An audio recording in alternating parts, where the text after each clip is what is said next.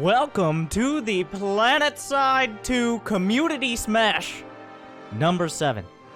The largest first-person shooter battle in the world, in gaming, ever.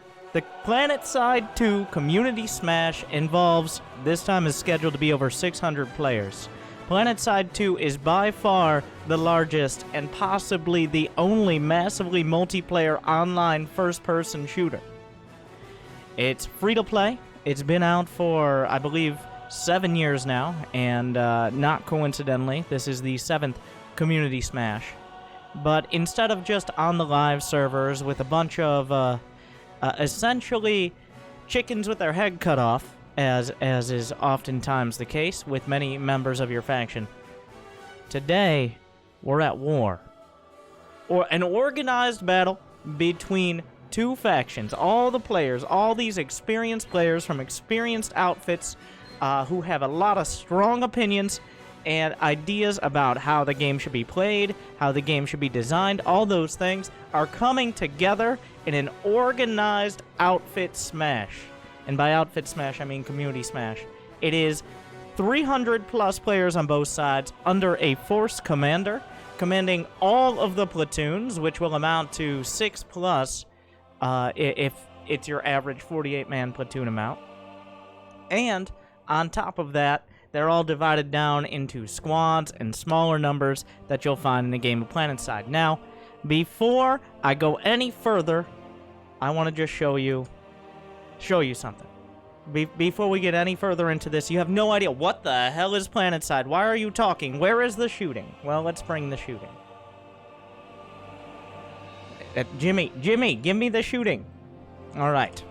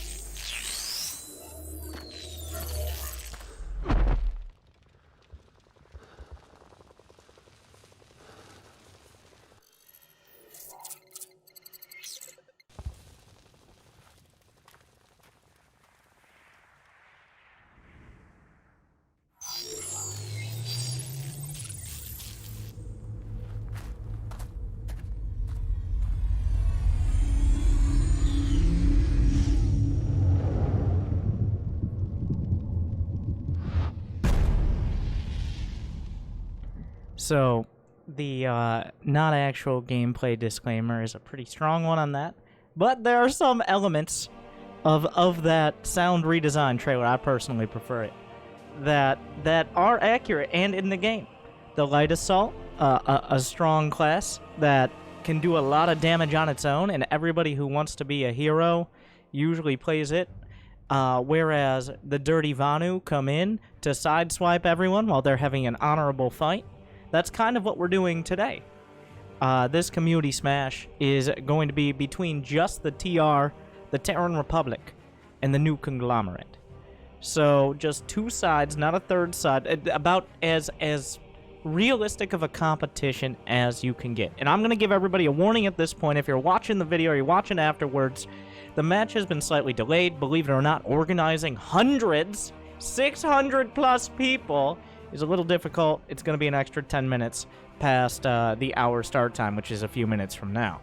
So if you're watching on YouTube or something, there will, and you know about Planetside, because I'm about to talk a lot more and give you all the basics. But you'll find a timestamp with the start time if you want to just get to the action. But I want to talk about what is Planetside. I think one of the biggest issues with Planetside 2, partially by design and partially because of the nature of the game, is very simply, it's overwhelming, it's difficult to get into, it's essentially unrewarding because you don't know what the objectives are. And that's the beauty of Planetside, is the objectives, and we're talking, of course, not today. Today, the objectives are clear-cut and set out, but the objectives are what you make of them.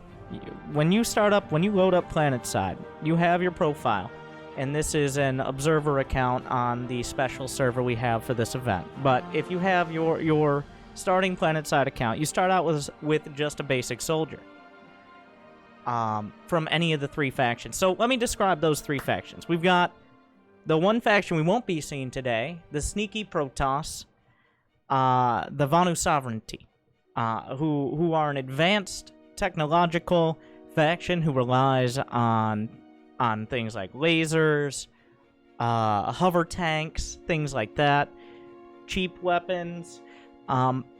You have the new Conglomerate, who are the rebel fighters who broke away from the Terran Republic, I think, something lore, something.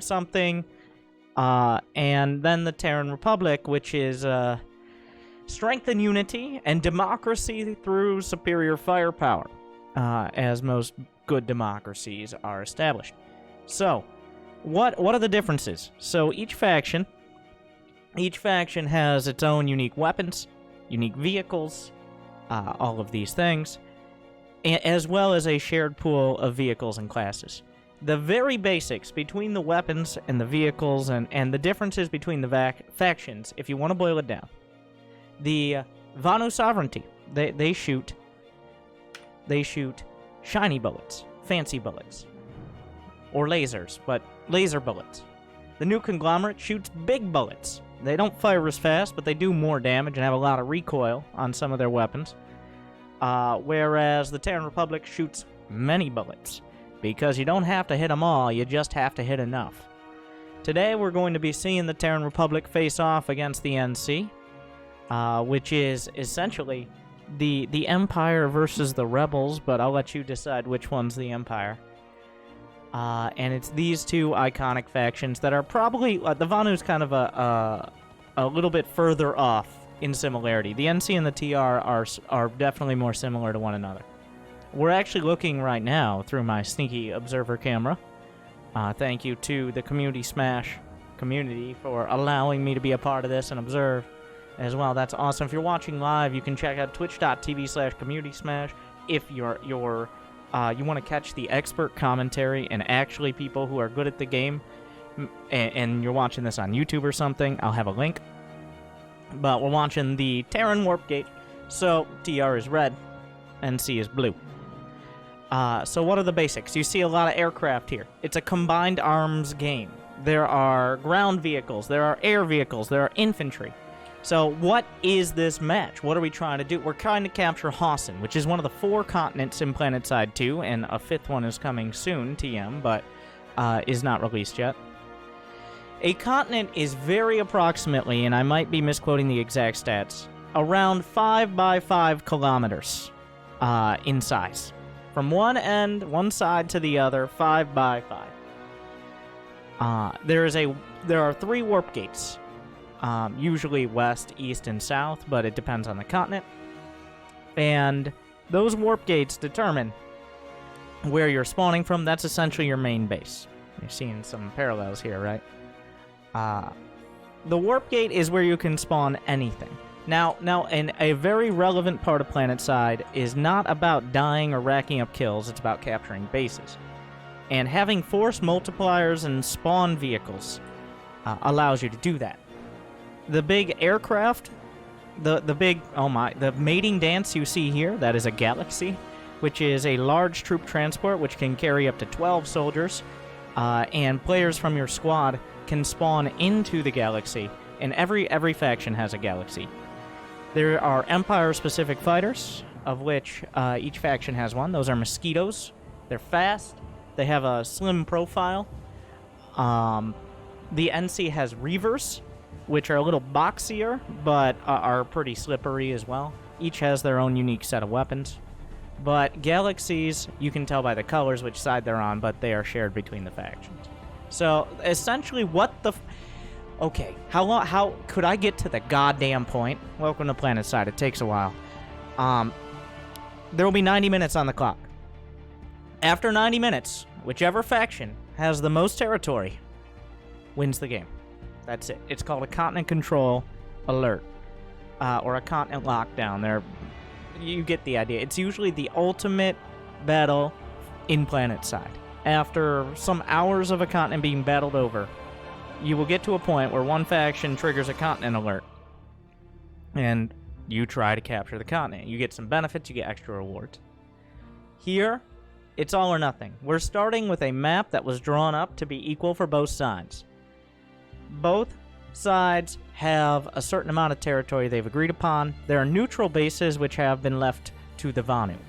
That means, since there are no Vanu, that these can be captured by whoever gets to it first, whether it's the NC or the TR. And let me mention, by the way, the commanders. There are force commanders on both sides. In fact, this event is less TR versus MC and commander versus commander, because it really comes down to them. Imagine StarCraft. You're the commander. You have 100, 200 Marines. These guys have 300. So, good luck microing that. But they have to... And each of those Marines has a mind of their own, and they have to get them all together, going the right way. And that's what it comes down to. But on the NC side is Brakket. And I'll have links and more information, everything for people. And if you're watching the live stream, go check out the Community Smash channel, as well as any information those can provide. And on the right side is Maddox. You guys from my channel might know Maddox. He's one of the attendees of the GSL studios for StarCraft 2 as well. Obviously a huge Planetside fan. And shout out to Maddox. It's actually 5 a.m. We have our South Korean commander commanding the Terran Republic. And Brakket, I don't know much info on him, but he's commanding the new Conglomerate. And I might be a little biased. I will admit that. I do have an outfit on the Emerald US East server. It is Terran, and it is, well, we're not great. We do appreciate the Terran philosophy of more bullets over better bullets. So, I still haven't gotten to the point. How do you capture bases? Almost every base in Planetside. Let me go. This is a smaller one connected to the warp gate, but every base in Planetside has 1 to 4 capture points. These capture points are only accessible along certain lattice lines, so you have to go along certain paths in order to be able to capture the bases.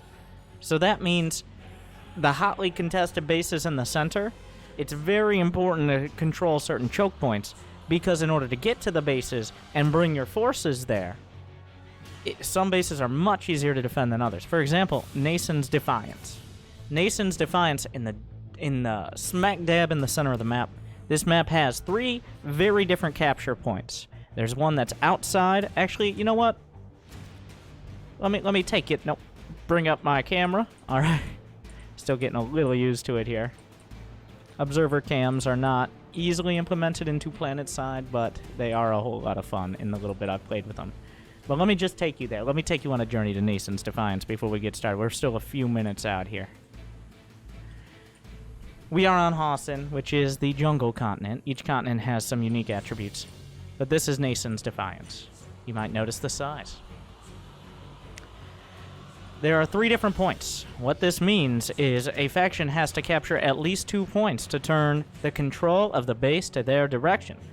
And doing that means 2 different sets of forces, essentially. Usually, well, if you capture all 3 points, it comes to your side much more quickly. But it's very difficult on these 3-point bases to control all 3 if the opposite faction decides to contest.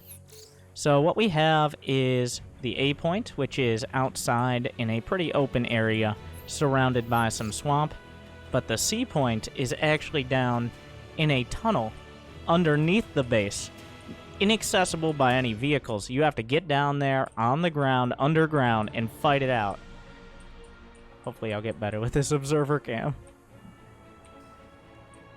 All the way down to the ground. If I'm struggling with an observer cam to get to it, imagine how hard it is as a player, especially if you're getting shot at on the way down.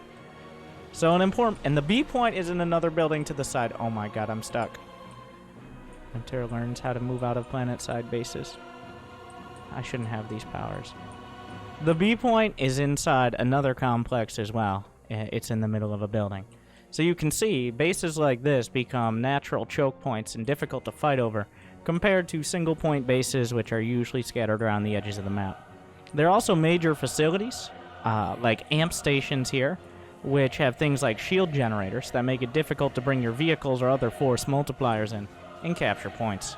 So we'll have to see the strategy from these players. Well, commanders, really. Maddox versus Brakket. I gotta keep saying, like, it's not really TR versus NC. It's Maddox versus Brakket. And, what strategies are they going to use? There are 90 minutes on the clock. Bases take between 4 and 8 minutes to take, on average. Of course, they can be contested and turned back the other way. But do you try to take a bunch of bases early and then defend the easily defensible ones? Do you see what the opposing team is doing? The resource you're really looking at is spawn points, not so much soldiers. Because players can respawn relatively quickly, but they have to respawn at your closest spawn point. When you're attacking a base, that's either a Sunderer, which is something like a bus, or squad spawn beacons, which can easily be killed. Defending a base, usually you have a spawn room. But I think we're about to get started. We're 1 minute on the clock. Planetside 2, Community Smash number 7. We see some galaxies in the air.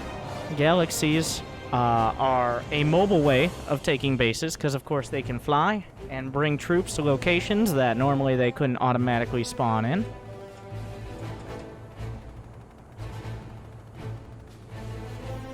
Alright, we've got an match start on the in-game timer. 1 minute to match start. That's what we have here. I'm not sure what kind of indicators we're going to have on the timer. If we don't have an official timer, I'll get one on the screen, but we're still going to be a minimum of 90 minutes out, so let's not worry too much about that right now.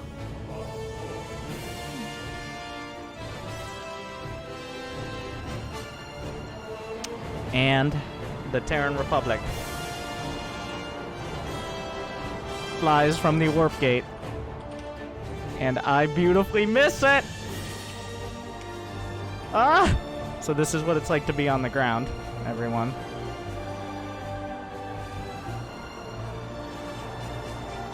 This is why they shouldn't let me have the observer cam.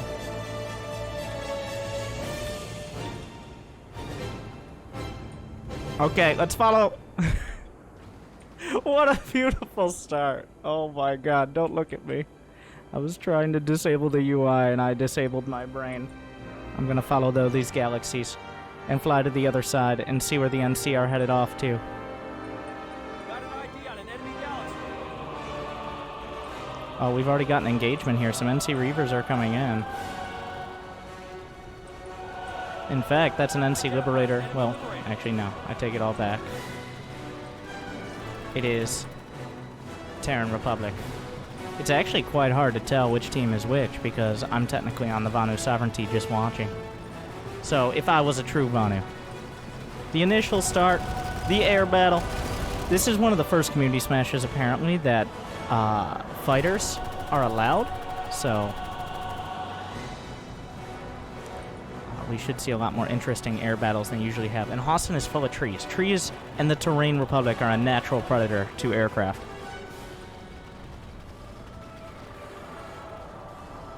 So far, contacts in the sky. Looking at the minimap, it looks like Akan Southern Labs is the first attack. Now, this is just a small section of the battle right now. This is just the initial, okay, everybody's flying around, trying to feel it out, get an idea of where the forces are going. So far, no decisive actions. Well, really, for the first 10-15 minutes, no decisive actions are going to be made. I'm sure both platoons and all teams are relaying to their force commanders exactly where they see the galaxies going and things like that. Let me try to... No, don't yell. Don't yell at these nerds. I'm going to reduce the chat window size, alright? Because sometimes chat in Planetside can be very heated. Let's put it that way.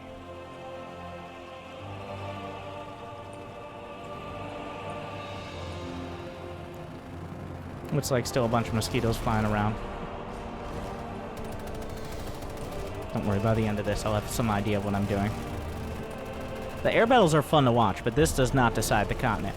You've got to get boots on the ground. That's how Planetside works. Let's go to the first big fight. Looks like Akan Southern Labs. Let's head there. A single point base. The Terran Republic. Maddox has dumped some serious forces onto it. And so far, let's see what kind of spawn points they have ready.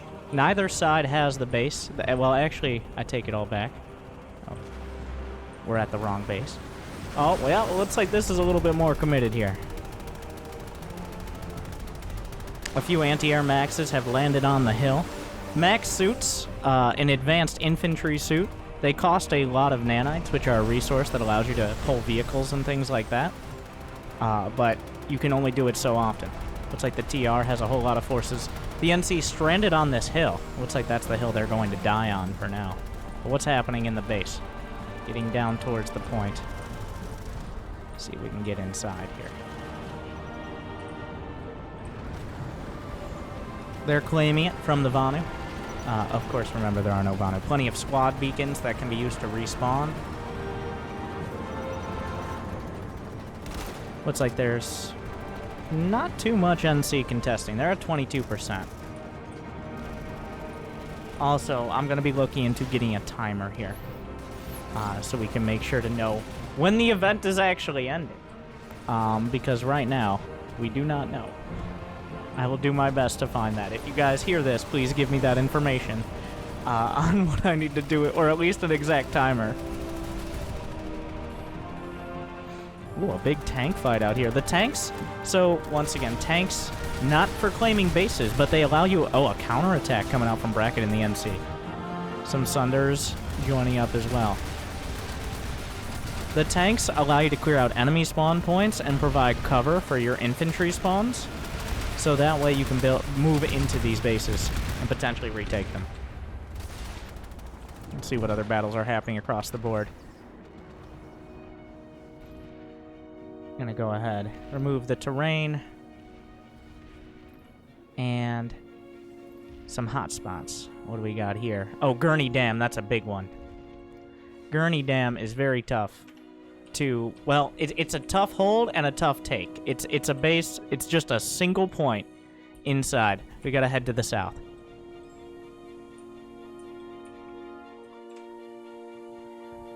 getting some information.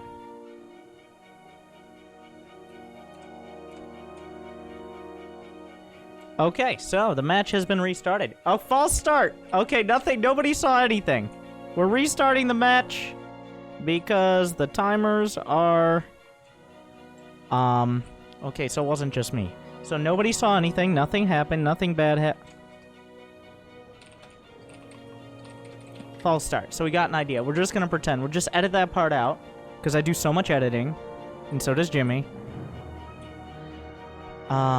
Everybody is relaying 10 minutes, new restart time. Okay, here's what I'm gonna do.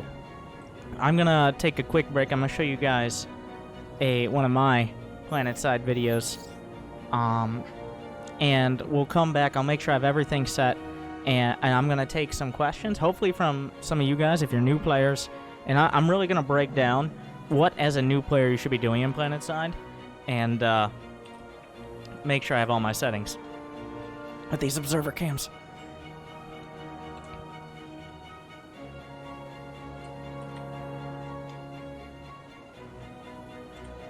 Bye. Welcome to Planetside, everyone.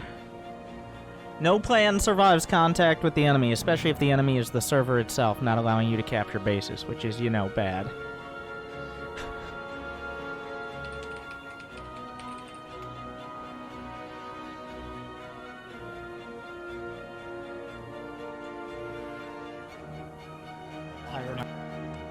So this is actually me playing with an outfit called Recursion.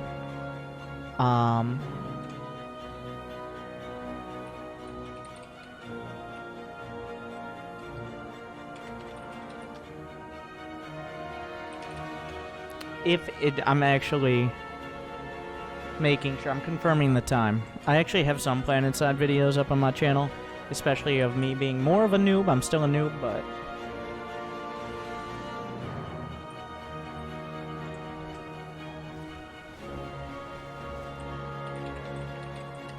I'm gonna actually start my timer as well. I'll have an official timer. Well, I hope to. We'll use my normal timer program.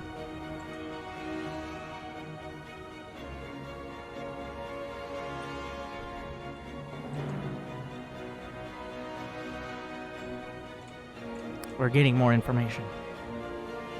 All right, they're solving the problem. I'm gonna show you just a quick clip of me playing with a solid outfit. So if they're done, they will now... Okay, all right. We're getting it all together after the false start. But thank you guys. I hope you're enjoying my coverage, and I hope when it actually starts, you'll enjoy it even more. I'll be right back a couple moments, and then I'll answer your questions. Check this out.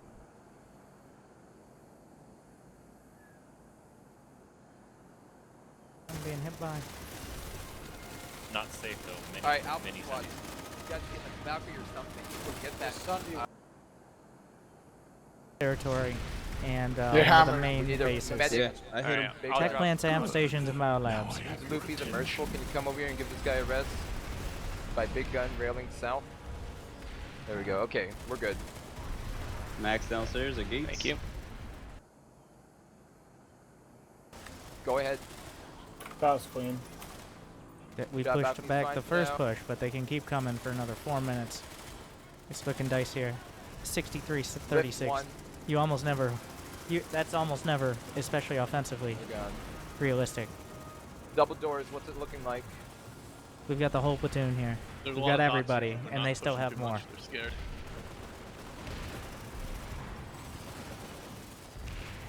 I'm trying to just stay, like, I'm trying not to go die in a stupid location so I can maybe... Another Watch, push balcony. Watch the balcony. They're bulldogging. That's another push balcony, yep. Alpha Squad's Tell you counting when on you to guys to hold that again. Alright.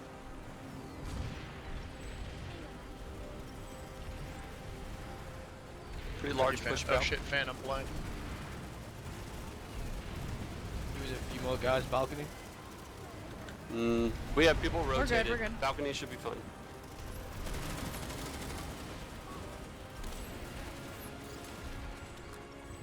Once you start the res, you can go wherever, like, as long Alright as guys, you're within we're range. reaching Trying to the need the 2-minute res. 30 mark. The race is some bullshit. 35-65.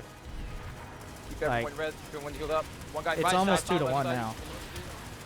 A lot of pops. breaching, Stay they're upstairs, breaching. please. I'm rotating. Holy On the point? shit, they got me massacred. Beautiful. Zombies, Zombies. right side. Light Point's bomb. good, point's good. I don't want to use the router if I don't have to. Ideally, I would get rest, but I If you have a striker, shoot out the left balcony I door. was You can get actually their too far cal. out. If you have time. Oh, wait. Yeah, Delta 10 might have me in a sec. That's a medic icon We there. need more balcony there. They are flooding over us with bodies right now. Jesus Can Christ. someone replace me at Dragon 2? I need a heavy Dragon 2. I'm coming right now. Conflict, Just conflict, I'm coming. Alright, I'm Conflict, stay rotating. dragon side. No. Stay dragon side. You're fine. It's not that bad. We're Got good. it. We're Coming good. up lip. Yeah. We're just getting Go hedged back. a bit. You can move the Clevin some back. They are. It's 66. It's now 2 to 1. They have 2 bodies for every one of ours. Alright, guys, we're reaching the minute 30 mark. Shit's about to get crazy. Yo, sail. Keep it tight. Welcome back south. Zombies Valk. I need a medic Dragon 2. There's HE We splashing. still have balcony, guys. We still have balcony. Get up here. Reclaim this. Get up here. Get up here. We're good. Good shit. Can I get We to got this balcony guy? back. Okay, we got a Good medic shit. on him. Somebody strike at that right hole up top it. balcony. On it. They are Going. all Stay with over it. us, I'll cover you. but we're holding. We're getting hatched from outside the door too. I'm staying. I'm like Max can roll just looking around, like where are they coming? Get ready for another push balcony, guys. That's a big one. They are Max Dragon over 2 to 1 now. 1 minute left. They're Load your down. big guns. Where's that Max? Try to get some. Low, buttons. low, low. Can you pull a Hesitating bus? Get them Dragon back 2, up. please. Get them back up. People who He's can running actually away. kill people. Okay. Who was I that need- for? Max fell down, Max fell down. Anyone, if you're at the V-turn, pull the bus. 1 minute. Bus pulled. Balcony. Yo, Got assault on out critical that mass. point. Got us pulling point. Forward. God, no! Lots of maxes on balcony. Oh, that's a Stacking up right Yep, side they back. just breached. Didn't say we Hey, needed hey. breach right side. Back up Maxes. towards point. Back up towards point. Back Point, up point, towards point. point. Back up towards point. Alright. 40 Take seconds. Down dragon towards side that point. doorway. Dragon side point. I need nades out on the entry in the point. Block that fucking entrance. 30 seconds. seconds left. Pump and land.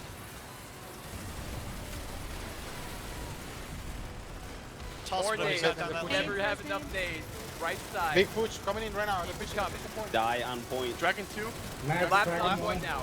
Collapse on point now. Collapse on point now. Conking out. 10 seconds.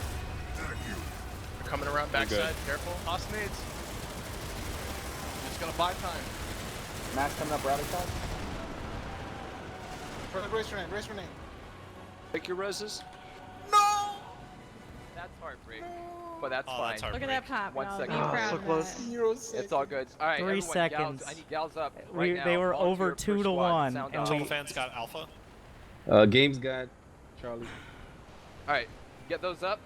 Start moving towards platoon waypoint.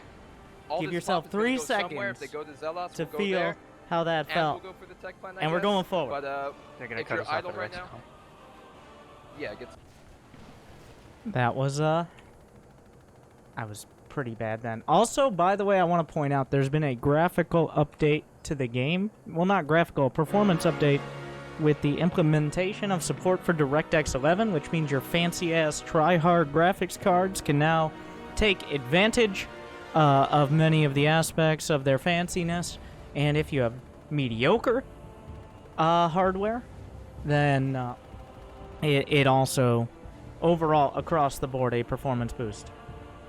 So you'll notice that my graphics settings are significantly updated from that video, which was almost a year ago now. Wow.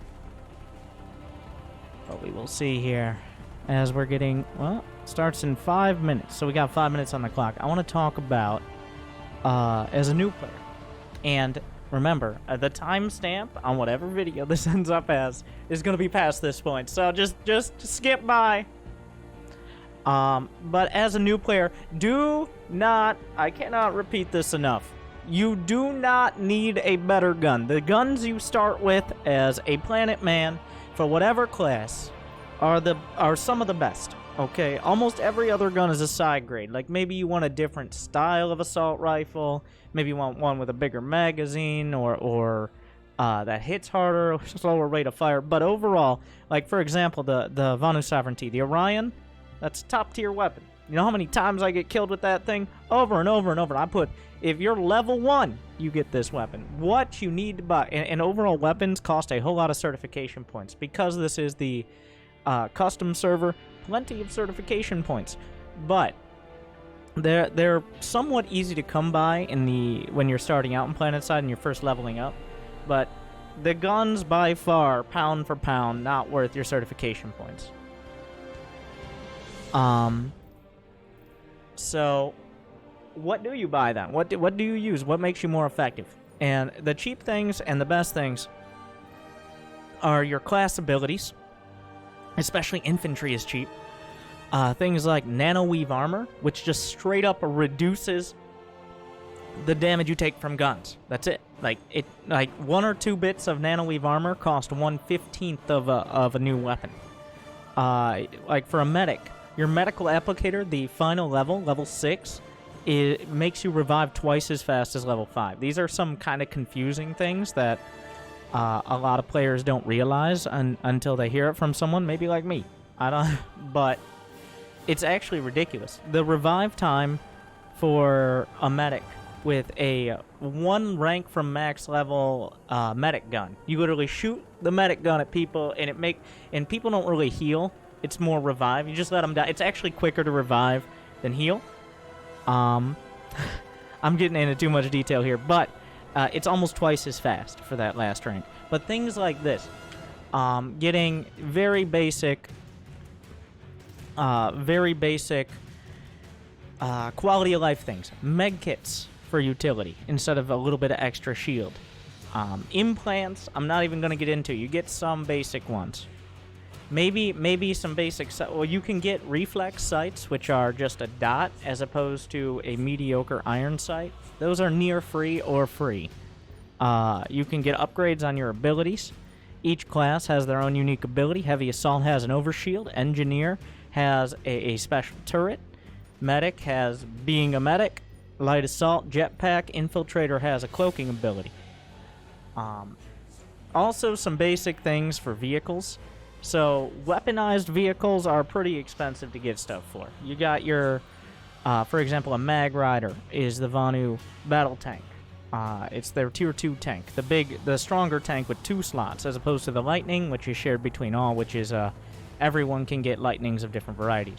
But your Sunderer. Let's talk about Sunderers. We're going to see a whole lot of Sunderers today. The Sunderer is your workhorse. It's your armored personnel carrier. It's your battle bus. And most importantly, it is your mobile spawn point.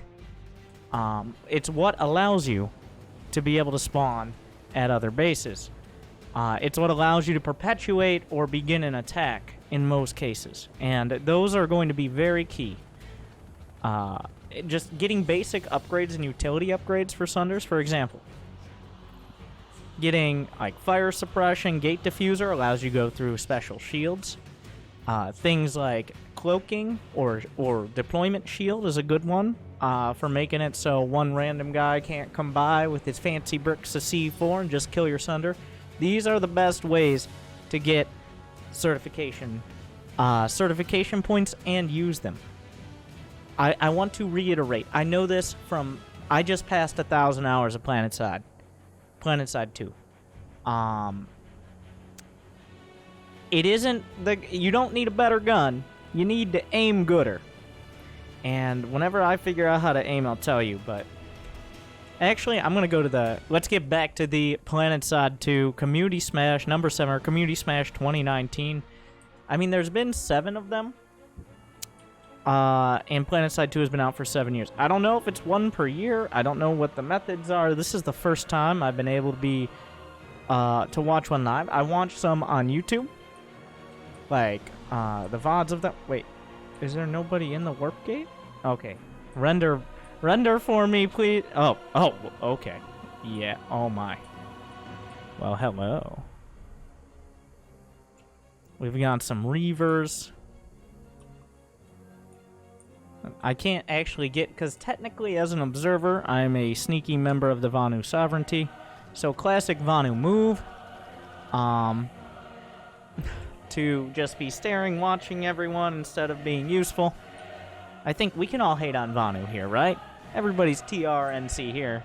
None of those try-hard Vanu, even though there are many Vanu players. There are many Vanu players who are playing on one of these two factions for this event. But no offense, some of my best friends are Vanu, okay?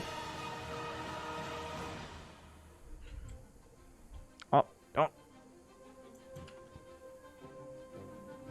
So those are the new Conglomerate fighter, the Reaver. Oh wait, is it time? Are we starting? Is it happening? Oh, everybody's lifting off.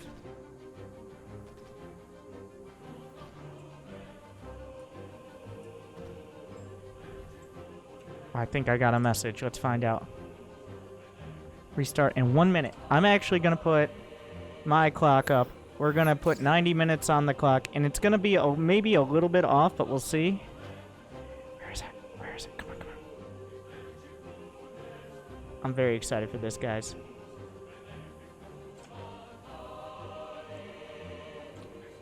"90 minutes on the clock.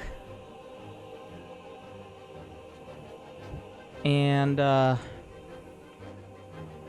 really love Planetside. It's not a perfect game. It's incredibly far from it, but there's nothing like it. And, I'm really happy to be a part of this. Alright. Whenever they first move out of the warp gate, I'm just gonna press the button. I don't know if there will be anything on the screen, so...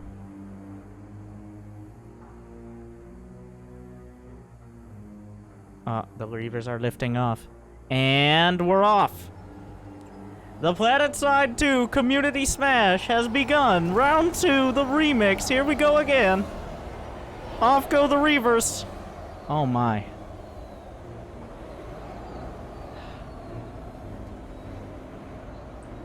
Let's follow him. Oh my god. Nobody saw that. The NC, commanded by Brakket. The Terran Republic, commanded by Maddox. Fighting over control of Hossin, 90 minutes. We will see. We're gonna follow the front of the Reavers. Let me take the UI off. First engage. Some mosquitoes. You can hear the distinct sounds of the weapons. I'm actually gonna turn up.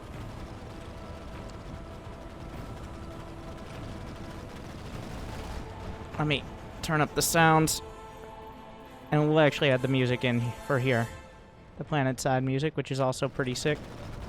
I just like to control my own. Alright, the first battle begins. Galaxies in the center of the map. We'll see who goes for control. I think Nason's Defiance is going to be a base to look at. Oh, they're going for control of this center hill here. We see several Liberators in the mix. Liberators, heavy, anti-air, and ground gunships, depending on what they're loaded out for. Multiple fighters going down to start. Looks like there's some anti-air Maxes who tried to land on the hill. Easily dispatched so far.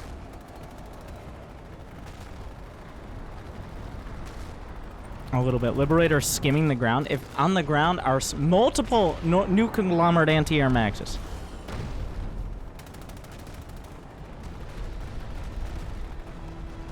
So far. Those flat cannons, they're literally trying to pancake them. And yes, you can do that. By the way, I may not have mentioned this. In Planetside 2, friendly fire is very on. This is very relevant.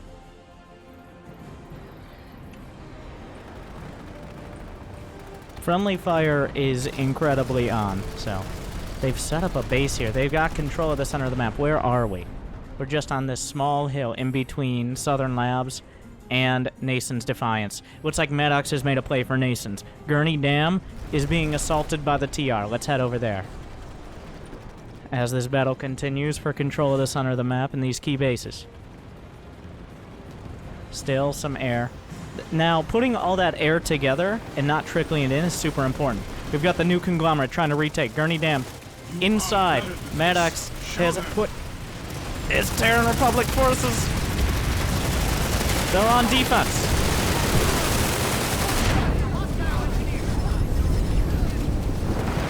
The NC's breaking in. Some concussive grenades. Revive grenades going out for both sides. The NC has overrun the point. Turned it back the other way. They're stuck in the corner. Are there any router bases? Are there any spawns? Looks like the NC has taken back control of Kearney Dam. It's a lot louder than I expected it to be. A lot of revive grenades coming in, but it's not going to be enough.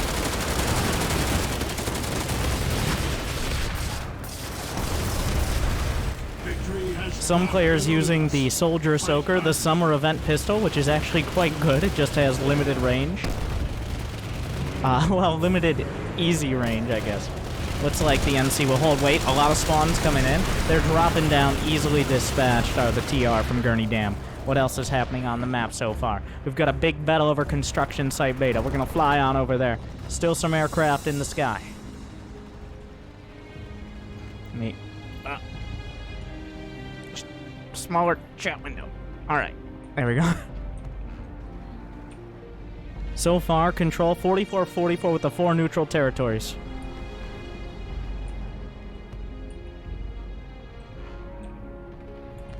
Alright. Over at construction site beta, single point base. So far, the contest, 52%, you can see on the minimap, 52% of how many players? We've got 90, well, so far, it's hard to tell exactly how many, but well over 100 players, which means 50 plus on both sides. Some Hellfire missiles coming in from those mosquitoes. Both sides have squad beacons. Who has control of the point? The Terran Republic will be taking construction site beta. We've got the Korean outfit taking it as well, putting their tag on it. So far, the first capture will go to the TR. NC still hotly contesting. There are a few maxes in the mix as well. This is not that big of an impact for a base, but just putting points on the board. There's still a whole lot of time. Bases take between 4 and 8 minutes, so far, there's not until the last 30 minutes do certain zones and certain areas become completely out of the question. Like, just not enough time on the clock. The rest comes down to how hotly the other side is willing to contest. Southern Labs, under assault. It looks like the TR are going to be taking this as well. Oh, wait. It's actually being... Yeah, okay, it's being taken from Vanu. It was one of the neutral territories. So far, the NC being overrun. Area 51 crowd control, getting control of this. Looks like a NC gal coming in. I'm not sure how many forces it has to drop on this location. Just trying to get some pancake action off. But so far, those biscuits not being buttered. The TR... Oh, actually, we haven't gone to the south side of the map. My TR bias is showing. The NC actually have control of 48%. They've managed to cut off the Vanu warp gate, of which, once again, is only for neutral territory so far. Let's head on over. Nanite relay station is actually being cut off here. Remember that you can only attack along those lattice lines. So the bases that will be contested are along the center line of the map so far. Kearney Dam, another fight happening there. Let's take a quick look in. Hunter's Blind being kept for free so far by the NC. Nanite relay station is the only real fight down on the southern portion of the map, where both sides are furthest from their warp gates, so it takes the longest to get here. Looks like a lot of air control. I don't know what they're pounding into. The TR are on the point, which is down deep into this little burrowed cavern.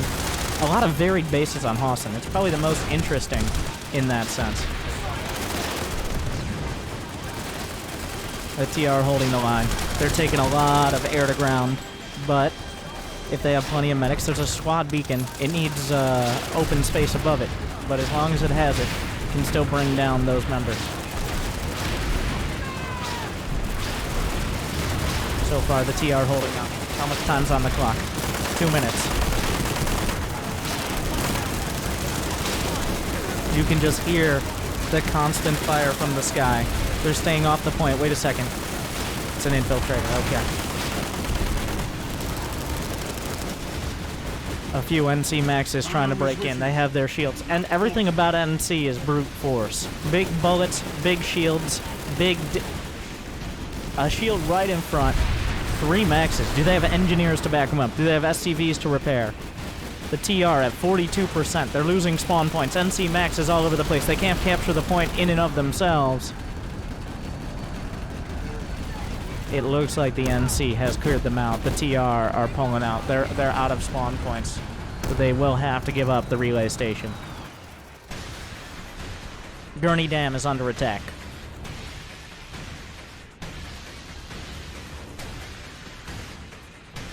This is another key point. This is the opening to Nason's Defiance, and this is really tough to take, retake.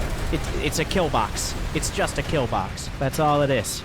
It's a box, underground, where people are killed. That's what a kill box is. I have the biggest brain. The TR are trying to break in, but they're still held off by the NC. Even a Sunder being brought up, not for spawning, but instead to shoot. A lot of fire support here. Multiple NC squad beacons. It looks like they're going to retake Kearney Dam. On the clock right now, we still have an hour and 20 minutes. We're just getting started. 47 to 48% territory control. Reavers with breaker pods getting pushed off. Infantry weapons, all infantry weapons can damage light aircraft, but heavy aircraft require something more. Multiple maxes invested in by the TR, but they're not making much headway in this attack. What's up here?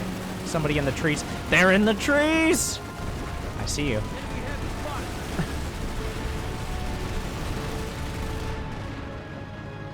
So far, a lot of the... well, the TR is making a play for the northern half of the continent. The tech plant, though. The tech plant. A major facility, and also one you can lock down. Once you get onto the point, it's hard to dislodge. A tech plant hold is one of the most iconic parts of Planetside. I was actually showing you guys one earlier. It's somewhere you can definitely use fewer numbers, but in choke points where it's very difficult for them to break in. So let's follow the TR. Where are the TR concentrated? Let me show you the normal way to walk up. It's in this doorway. Oh. Okay, there we go. What's happening up here? The NC are locked down, but how solid is it? So far, the TR trying to break in the balcony. Looks like they're making some progress. Smoke grenades kind of skewing the vision. If they don't have heat vision, they're not going to be able to see through it. The TR breaking into the balcony. So far, there's a harasser here. How did it get here? Well, it's not here anymore. The NC holding the shields. But the TR breaking through. The percentage is 65 to 35. The NC heavily outnumbered. The Republic is trying to bring democracy through superior firepower.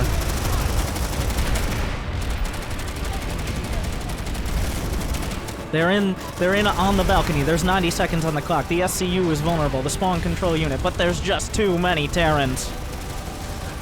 Smoke grenades on the point, making it even harder for the defenders. Is there any other spawn option?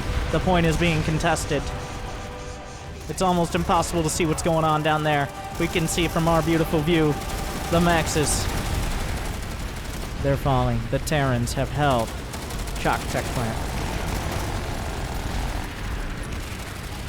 The NC are pushed off, and it's going to be very difficult to get back on. Also, Hatcher Air Station under attack. That's going to cut off a lot of territory. 50% for the Terrans. Kearney Dam, Outpost Lambda.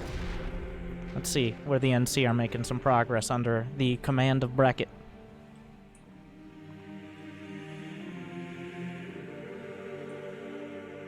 Where am I? It's a big continent out there. There are no shortcuts. Kearney Dam. Is it still under attack? Wait a second. Did the TR do a big drop on it? The TR are in Kearney Dam. They've gotten inside the kill box. Oh. You can get an idea of what happened here.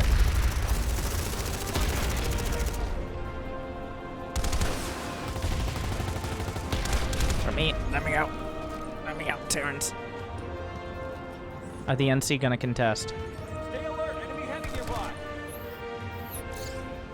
Looks like we have a few looking. Wait, no, that's NC. I mean TR as well. We've got some AOD TR from the Emerald server. Now the community smash brings the whole community together. You got all regions, from Korea to America to Europe, all competing. Maddox so far doing a lot of strong takes here. Looks like the only plays for Brakket in the NC so far have been, well, retreat and a little bit of working towards the south. But the TR turning Kearney Dam. Outpost Lambda is being held by the NC. Data Hub, held strongly for now. Construction Site Beta, still being battled for. Let's go check that out.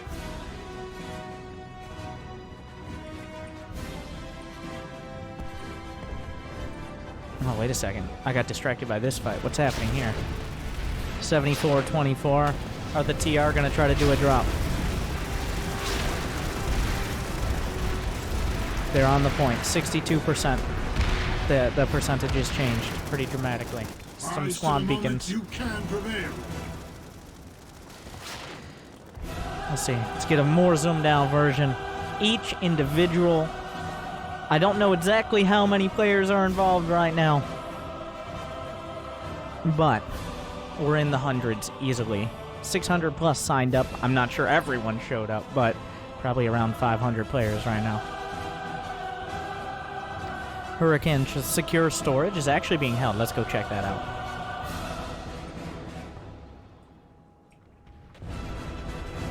That is another point hold across a bridge. Oh wait, counter drops by the NC.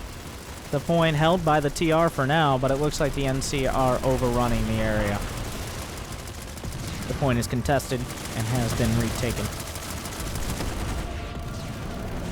I actually want to attach to a squad or a platoon here. Let me see if I can find any that are moving along. We're going to see whatever force is at construction site beta for the TR, and we're going to try to follow them for a little bit. See what their actions are. Now, everybody, there are multiple TeamSpeak servers with hundreds of people. Oh my god. Quite a mosquito cover squad here. Who's that representing?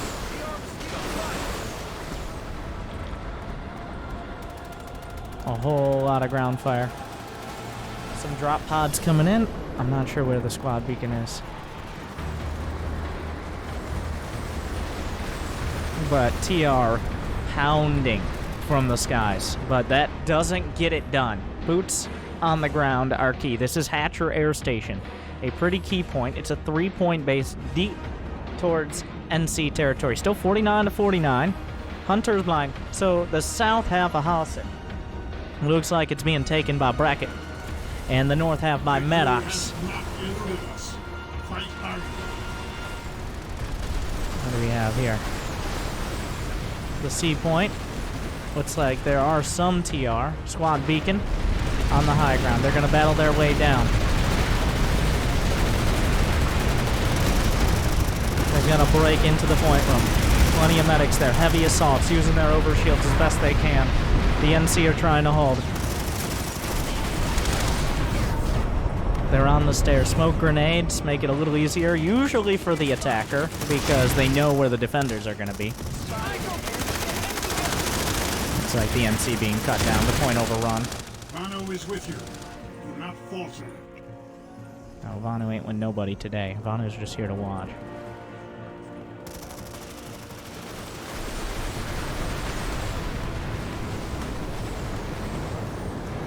Still 52% NC at this base. Only 2 points are taken. That means it's a slow cap. It's a siege, is what people would call it.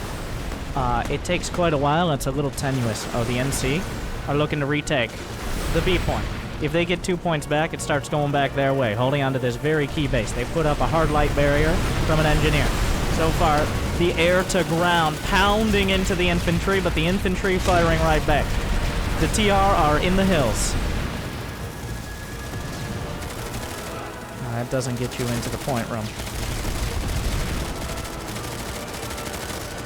NC still not, well, they're able to take control of the B point, but not anything more, not yet.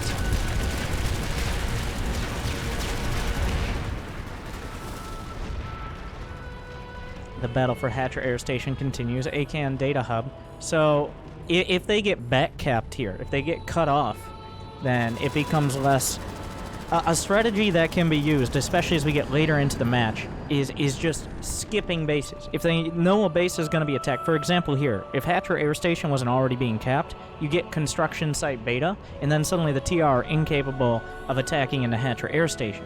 If you can get that on time, like before the opposing faction is able to get onto the points of a base, you can effectively backcap and cut off the attack entirely. It's like taking out their pylon.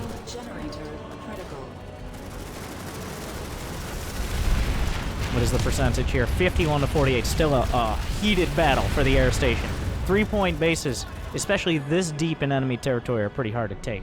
51 to 47% right now is the continent control. Failure is not the path of enlightenment. Enemy medic in the area.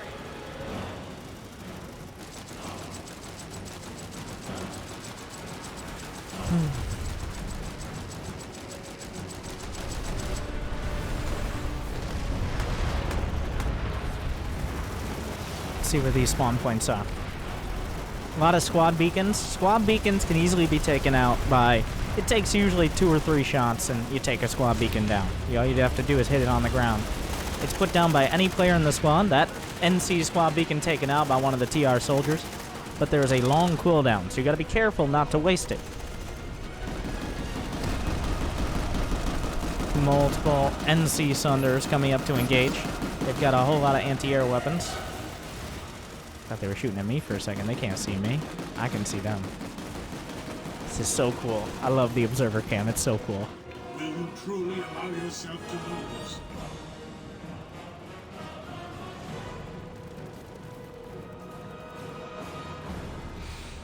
Let's take a breather. Let's look at the state of the game. Of the war.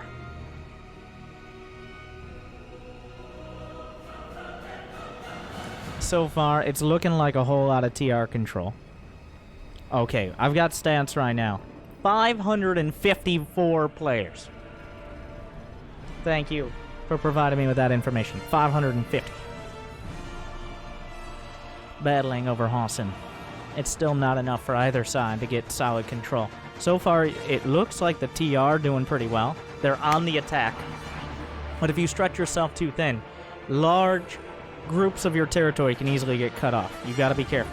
Hatcher Air Station continues to be a very important base, and it seems to be a center point of the TR strategy. If they can hold on to this, that opens up 2 different lanes and protects a lot of their territory as well. That means this tech Planetside, oh my god, a 26% hold. I want to go over there, but this, I can't just teleport back and forth. We don't have enough cameras. The budget wasn't there. Make sure to check out the main Community Smash stream. I'm sure they know much more about this than I do. I'm like, oh, look at the shiny bullets. Well, there are no shiny bullets, no Vanu, but you got the idea. Still a battle for the, well, C point is taken by the NC. The siege continues. We've got even some Reavers coming in. Well, and Reavers going out. You can't explain that. Trying to get whatever they can, but as long as the TR are entrenched on the point, on the points rather, it looks like the air station will be going to Maddox's TR. Oh, a Valkyrie drop, a smaller troop transport in the air, but no, air station is under Terran control. Let's see what's next. What's happening down here? The tech plant was barely saved. Wow, that was close. Was barely saved by the TR. So far, 50%. It looks like a lot more than it is, because each territory, depending on like how significant it is worth different amounts. Kearney Dam, 56% TR, but still being solidly held. Let's go check that out.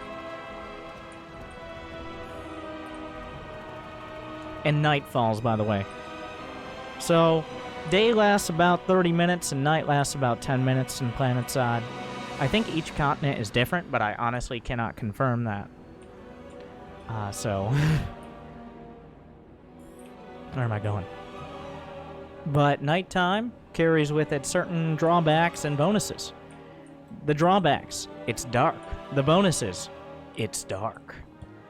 So, believe it or not, There are no... Night vision becomes a thing. Night vision is an attachment you can put on your weapons, things like that. Failure is not the Makes it a little harder to see things, especially like infiltrators with their cloak moving around. So far, the TR making an attack on Kearney Dam. They're coming in from multiple different angles. But so far, an auto turret from an engineer, the NC holding for now. Looks like there's dozens of TR attacking here. I'm not sure how many platoons are involved. Some NC squad beacons holding the line. They're holding a forward perimeter outside the point right now, but the TR seem to be coming in from every angle. Terran Mosquito coming down with some missile pods, doing a whole lot of area of effect damage. Example A. new Conglomerate has taken the facility. But they will hold the point for now.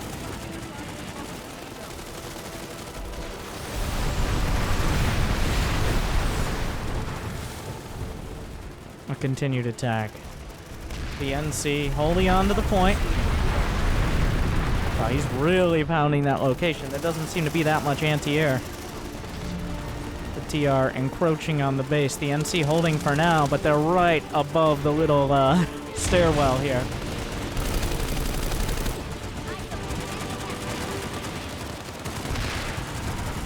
Some shield generators, portable shield generators from Maddox, restoring shields of their allies. The TR attack continues. It looks like the Mosquito's back for another strafing run, and he brought a friend.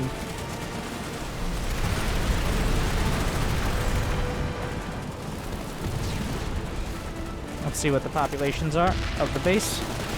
It is 54 to 45% in favor of the attacking Terrans, but the new Conglomerate is holding strongly. You are in a restricted area. Don't tell me what I think.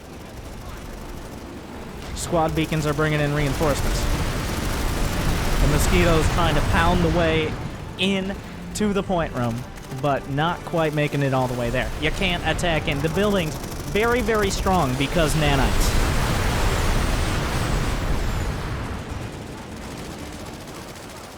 The NC is still maintaining a pretty forward perimeter here.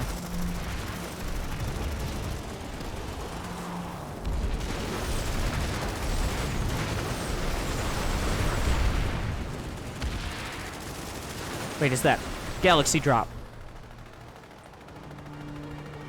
NC Gal heading out. How many are with it? Is it just the one? Looks like it's trying to draw something away. I don't know how many. I'm gonna follow this Galaxy. Galaxies can be the start of another attack. There's only one, so I'm not entirely sure. It could be a bait. There might not be anyone in it. There's at least one gunner. It looks like the TR Mosquitoes are pounding it down. Looking for an attack on X-Tab power regulator. Oh, wait! There are Sunders on the ground. Where are we here? Oh, they're trying to make a big cut into TR territory. The NC have dumped on this base. They've already taken the point. There's 2 minutes on the clock. If only I could read a map.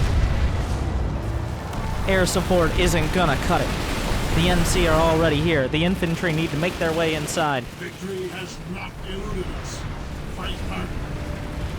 Multiple Sunders. Now, while the Sunders cannot deploy close to the point, they can still respawn their squad mates if they have one nearby. So the NC are well entrenched here. And, of course, they have a couple guns on top of it, and they block plenty of shots until they don't anymore. Looks like some TR starting to break their way in. Heavy assaults leading the charge. Rocket launchers in front.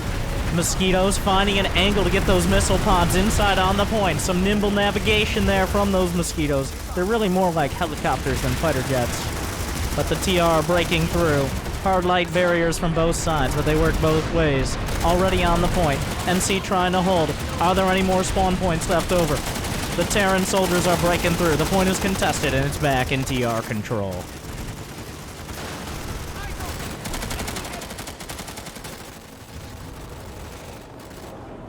A solid retake here. Looks like the NC are pulling out. Still a few infantry looking for opportunities. Some squad beacons. They're not giving it up yet, but they will have to because they can no longer reinforce this area. Nanite relay station being contested.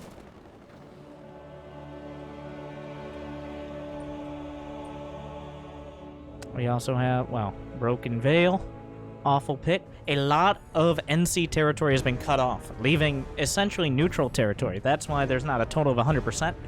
The control right now, 51% for the Republic, and 41% for the NC. That's because so much of this territory is cut off, meaning the NC controls it but doesn't have access. We've got an attack on X-Tab Power. I hear some rocket pods all the way off in the distance. What's happening here? Plenty of mosquitoes pounding into the area. The NC are on the roof, but that roof is well covered.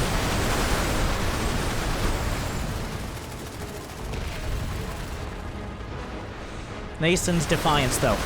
The key to Hossin.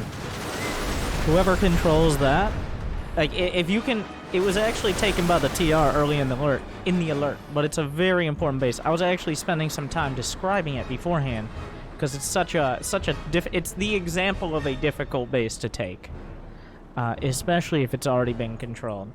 But so far, the NC, where are they contesting? They have B and C points. They don't yet have A.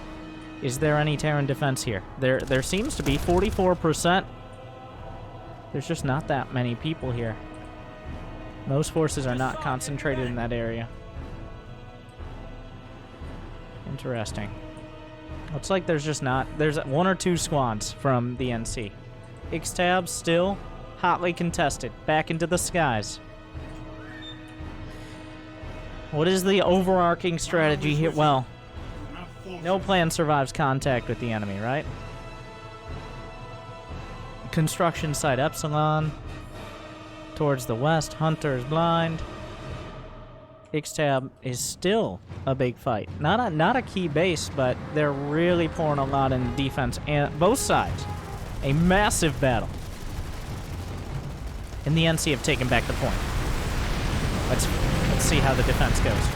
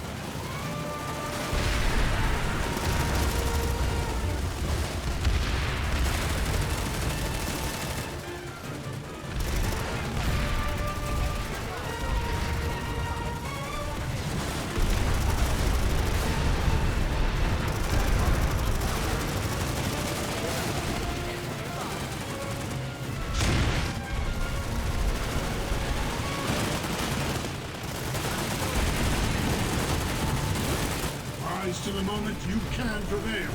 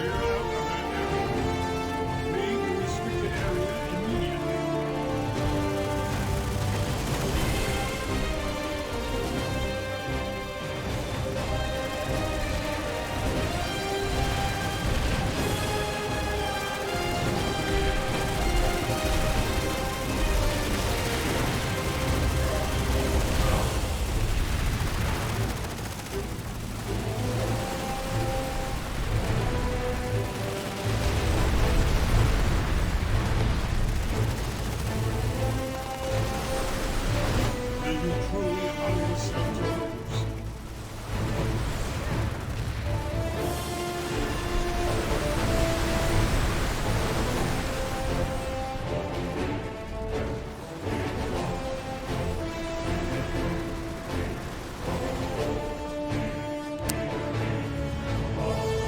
Welcome to Planetside.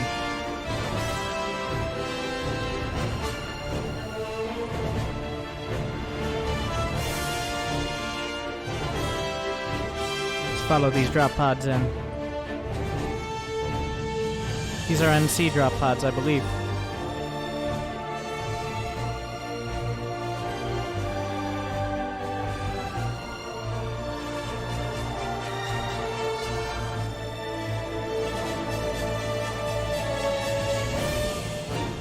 He had a bad life. I thought I might take a little time to just take a look around, give you an idea.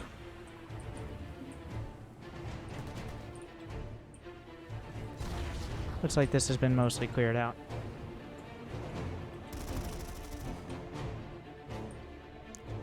The NC have pulled off the base. The Terrans have defended X-Tab power regulation.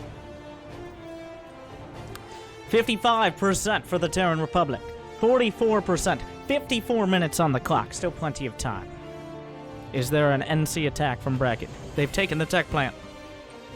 Let's go to the north part of Hossin.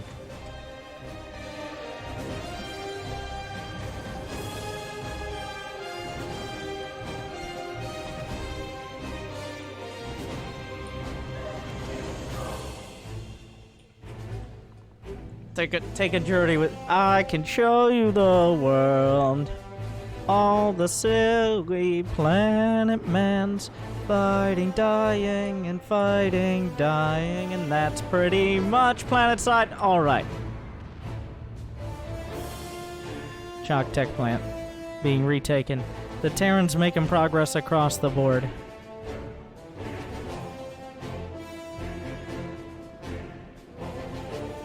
Wainwright Armory being attacked. I'm trying to see where the NC are making progress, and I'm just not seeing it.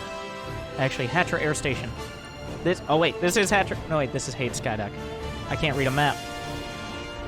I was here to lead, not read. Construction site beta's under attack as well. Looks like the NC will have early control of this point.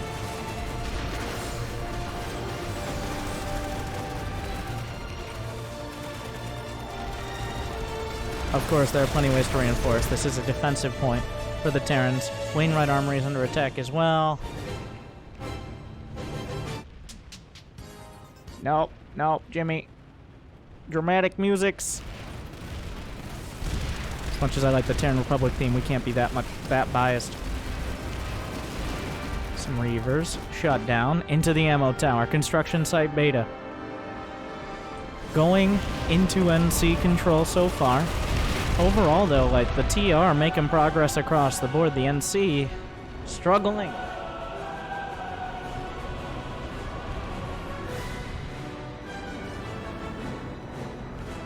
Let's go to Wainwright Armory real quick.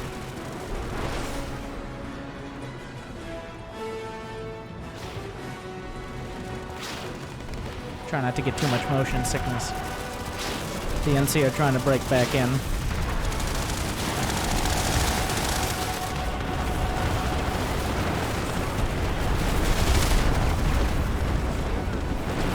Inside, the TR well entrenched on A point.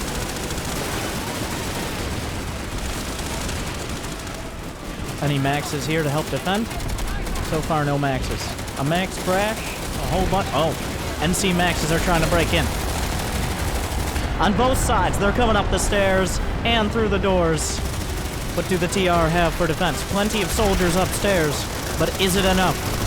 Multiple maxes working their way up. They don't seem to care. They're incredibly heavy armor, very difficult to get through with just rifles. Are they upstairs? There's so many TR here. Another max still blasting its way through. Known for short-range capabilities, but anything past that is a struggle. The max is down. There are just too many Terrans. They're holding for now. 62% Terran, 37% new Conglomerate. It's enough to put together a solid hold and take. Oh, Sunder still giving the NC an alternative spawn point on the other side of the base. Construction site beta looks like it will go to the NC. Hatcher Air Station, not so much. Outpost Lambda, though, is being held. Kearney Dam is under attack again. Where are the NC making progress? There's still plenty of time. We're not even halfway done yet. There's still plenty of time. But it's becoming... the options are dwindling for Brakket and his new Conglomerate forces.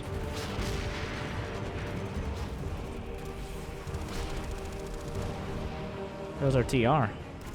Spotted a hostile medic. Everyone's hostile to me. Welcome to my stream. Victory has not eluded us. Fight harder. Construction site. Wait a second. The TR dumped some planet mans on it. The attack continues. This is all happening at the same time on the same continent. 550 players. Not as many as you can have, but still a huge number. What other game has 550 players? Fighting, coordinated, in an like, there's nothing like Planetside.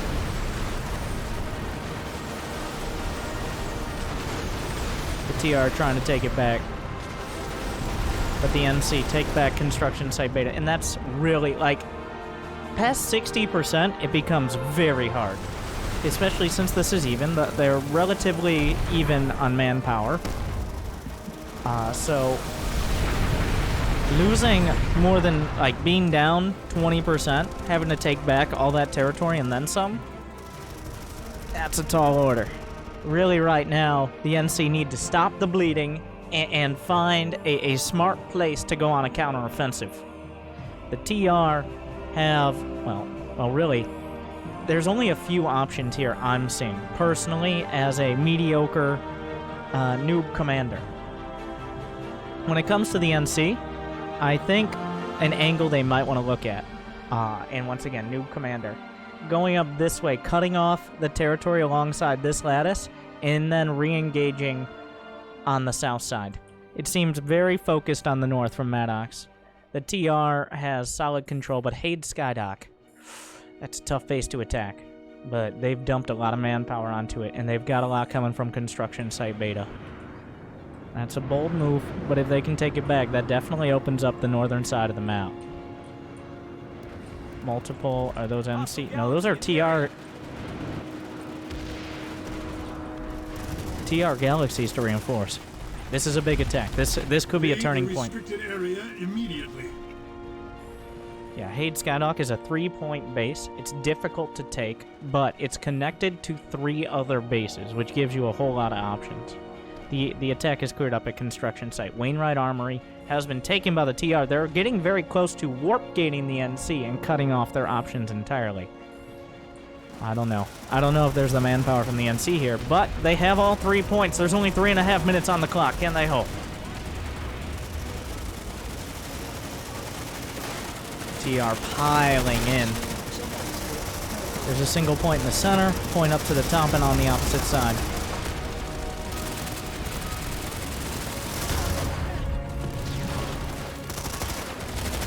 Are there enough new Conglomerate soldiers?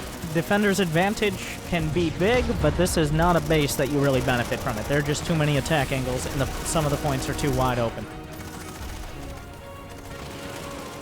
It looks like they're going to be pushed off.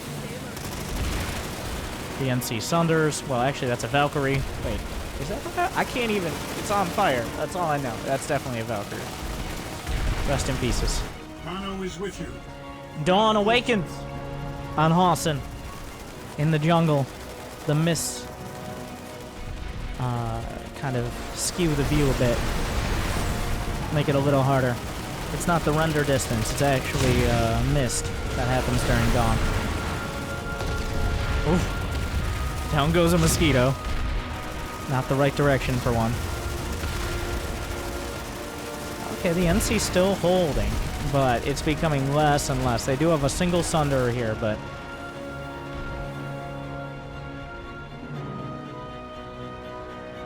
Fort Liberty being taken by the Terran Republic. Hade Skydock taken back. 56 to 43% is maintained. Outpost Lambda, looking good. Nanite Relay Station might be the start of a Southern Front attack. Broken Veil. Broken Veil cuts off. It doesn't cut off territory because they still have Hatcher Air Station, but they have to maintain. Like, has the TR overextended. Also losing Chalk, water purification. This attack is continuing. This isn't over. Here at Hate Skydock. They're just kind of losing their spawn points. Alright, could you guys calm down? I'm trying to cast. I don't think they heard me.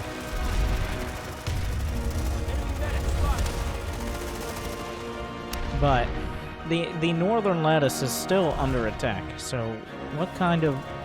how long can this continue before the TR shut it down?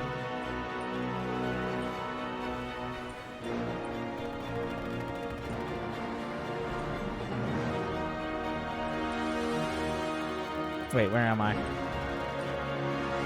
One base back.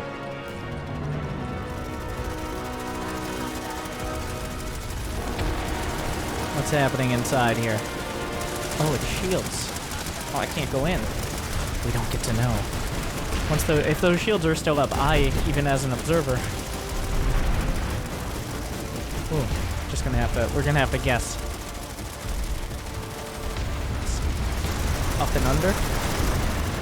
We're learning so much. Yeah, the shield generators are not down.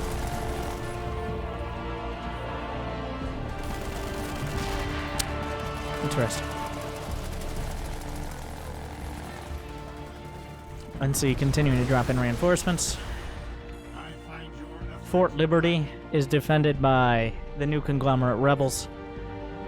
Outpost Lambda is under attack. Valkyrie transport off to somewhere, maybe to reinforce, maybe to provide support.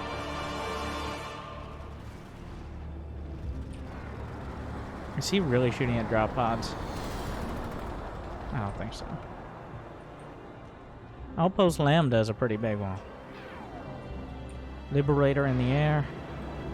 That's a whole helping of fire support. Galaxy. TR Galaxy to reinforce. And what's happening down here at the outpost? NC. There's a harasser up on the high ground. Some off-roading and then very on-roading. The NC have the point. It's a single point base. It's an interesting one. Like, Hossin definitely has the most interesting infantry bases.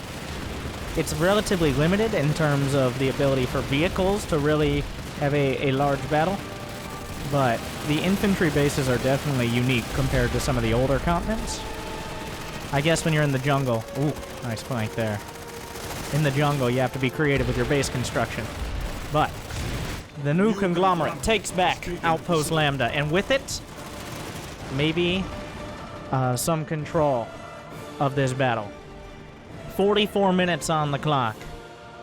55 to 44%. It's very simply just who controls more wins at the end. That's it.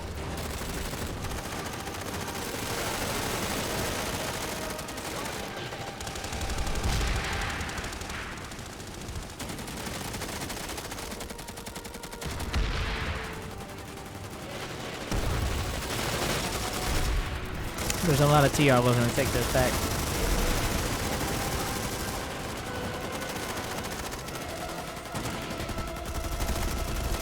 The NC now giving it up for free.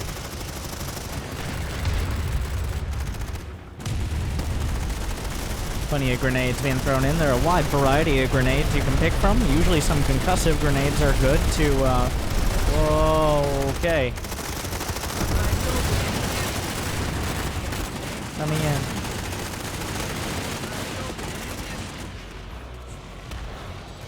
NC will hold on. Is that a TR? No.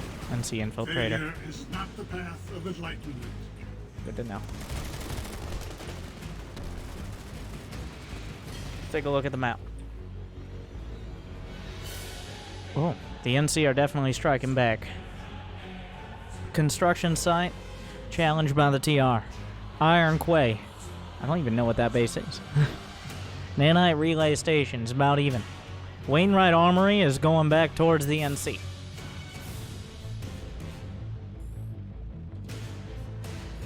Iron Quay. I'm actually... I want to see what that base looks like.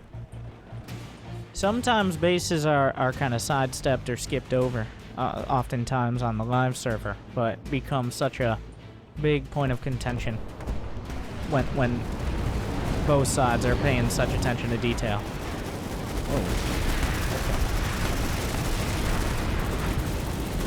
The NC holding a forward building from the spawn point, but the TR have control of the point and a higher population of soldiers.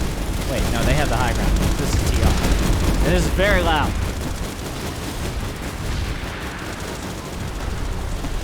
Oh my god.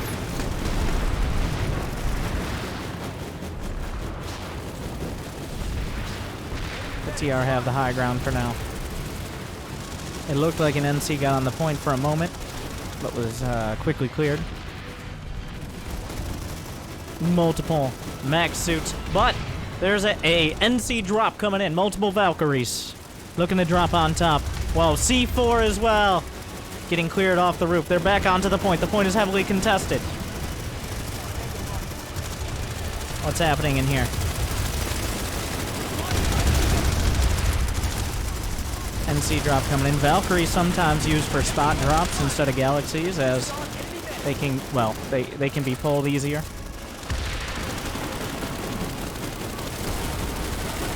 Kano is with you. Do not falter. The TR hold control, but not solidly. I'm struggling to get around this base. Imagine them. Maybe they're more competent than me. There's an infiltrator. TR. This camera's so quick.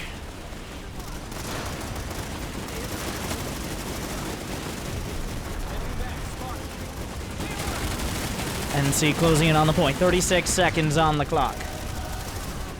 It is contested again, but not controlled. Hasn't been flipped yet.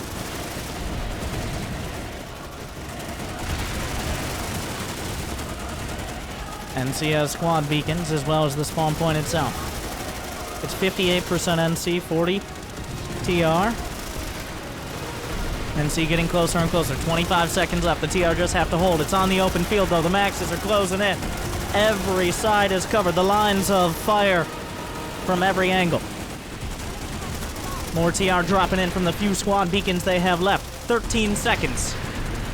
It's 50-50. Reinforcements were called. More squad beacons, more drop pods, air support. And the TR clear out the new Conglomerate. There is no retank.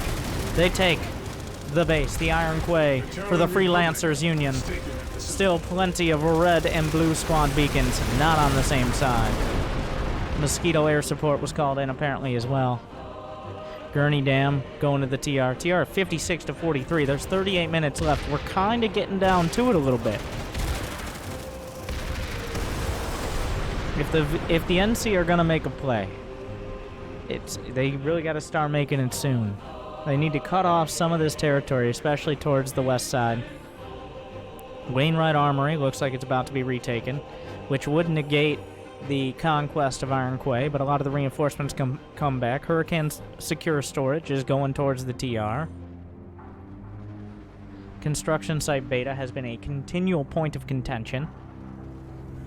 Hunter's blind. Oh, that's quite a fight over there. Let's go check that out.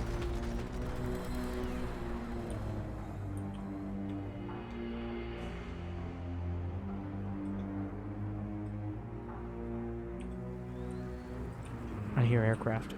Let's follow this Valkyrie. All the things happening behind the scenes. The logistics, the reinforcements. It's difficult. There's a lot of people who are solely dedicated to bringing up reinforcements as opposed to actually fighting themselves. Because war is not always won on the front lines. Each soldier needs someone behind them. A medic, a transport, moral support. Some of those more important than others as we get further and further into this community smash.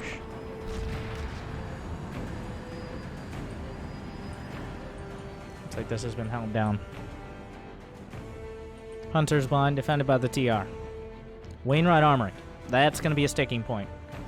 If the NC are going to cut off or retake any of this territory, it's going to be there. Oh my god, plenty of mosquitoes. A whole swarm of them. You can hear the missile pods. You can see the mosquitoes. There's a lot of anti-air fire, but is there enough? It's getting pounded. The point is wide open. But the NC have it. Oh, wait, no. They don't have it. The TR have it. It's like... I don't see color, okay? The TR take it back. So much air support.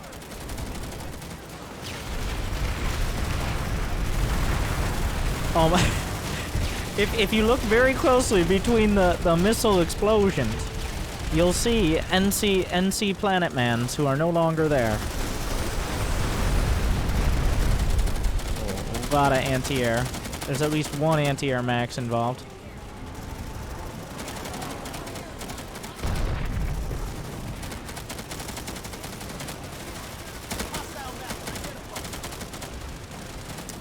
Terran harasser here. Small vehicle. It's exactly what it sounds like. Has a gun on the back. It's a dune buggy. All terrain. Nice fire control there. Bursting to maintain aim. But the NC, wait a second.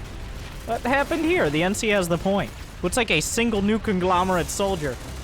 He brings in reinforcements from beacons. The NC, well, a Reaver coming in. Reaver's on fire. Not going to last long enough. The point is heavily contested. 57% for the new Conglomerate. The Mosquito Swarm is back. Mosquito gonna go down as well. Aircraft on both sides. NC Galaxy coming in. Where are the reinforcements? Most of them are on the ground already. Squad beacon required. In comes more. The TR gonna contest again, trying to turn this back. They're down to 38%. Man on man. Close quarters combat. Fighting over this point on the tower. Not a TR. There's a squad beacon pretty far out. None of the TR have been able to get to it yet. They're holding the point for now. Has not been retaken by the NC. Reinforcements being called in. Drop pods from both sides. Mosquitoes still ruling the skies. There's not nearly enough air for the NC. 58 to 41% as we're down to 33 minutes on the alert.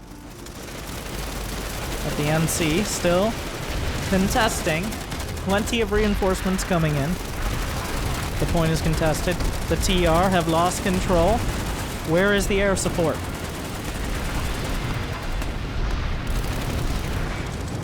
That's a Liberator. Oh, new Conglomerate Liberator. Wait, is it? No, it's not. That's definitely not. How can I not tell the difference? It's red. Anyway, oh my god! Terran firepower.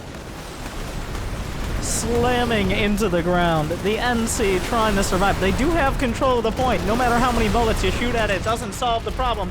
You gotta get boots on the ground. Rise to the moment you can prevail. I don't think I'm gonna pull this one off, but the TR control the armory. They will hold again. The NC desperately trying. What's happening over here? Eastern Depot going the way of the Terrans. Kearney Dam, though, well taken and undefended. Let's see, will there be a last-second retake? I'm gonna speed over to Kearney Dam. Full speed. Where am I? I know you can just set waypoints. I'm just bad with maps.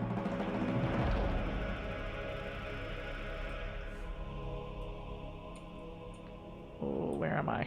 Oh my god, I went the wrong way again. High-pressure situation. There is no last-second attempt at a retake. The NC will be taking Kearney Dam, which is a significant territory, but there's a lot more to be done, and not that much time left with which to do it. Outpost Lambda is going towards the TR. The NC are losing Eastern Point. Marsh Compound over... Well, Skydock is being contested. Water Purification in the north. Iron Quay still held by the TR. And they're tapping Fort Drexler. Let's see Eastern Depot here. Any reinforcements coming in? A single Galaxy. out dropping on the outpost Lambda, which is actually being contested and taken. Oh, don't get out. Let me out. Let me out. I want to see. The NC still have control, but heavy reinforcement by the TR will definitely contest this.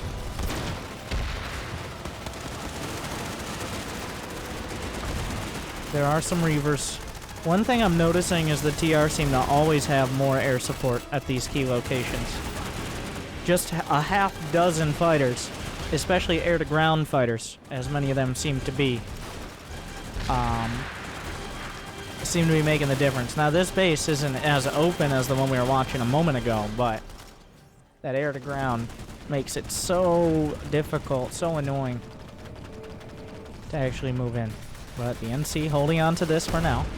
They'll take Kearney Dam. They'll hold Lambda. Eastern Depot will go the way of the TR, though. A lot happening up on the northern side of the map. Failure is not the path of enlightenment. Reaver chasing things down. A lot of anti-air. Let's go to the north.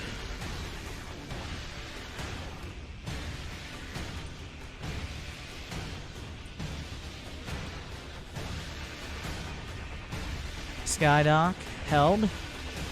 Water purification. That is something.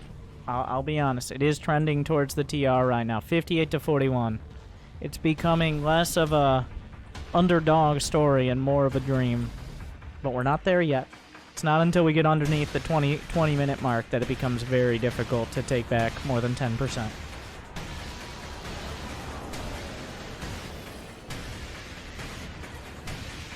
Don't go off the map. Clear out of that area. You are better than this. Show them. I know. The NC look like they have solid control. Are there TR reinforcements coming in? I'm gonna try to look. I'm trying to keep a tab on where people are reinforcing from. It's difficult from this perspective.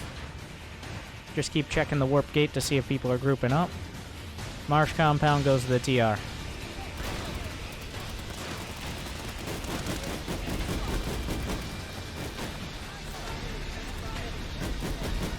$60 to 40.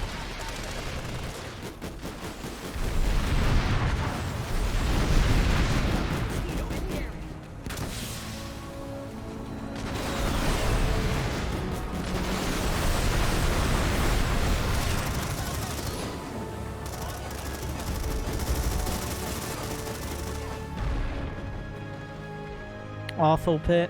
That would cut off. Losing the Awful Pit means losing all of this territory. The NC simply cannot afford that. They cannot lose that. Wait, are reinforcements coming in to hold this? There's a Valkyrie bringing in a half dozen squad members. It looks like... Is there a second Valkyrie? No TR squad beacons. The NC desperately needs more territory now.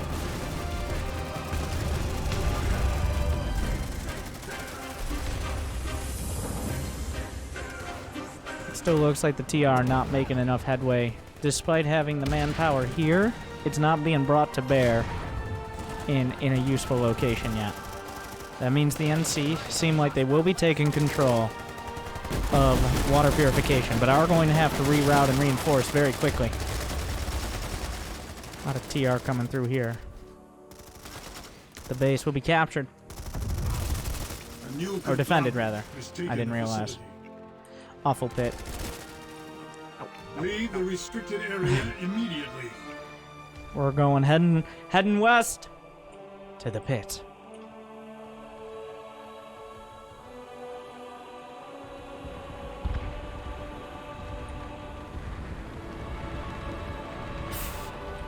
Okay.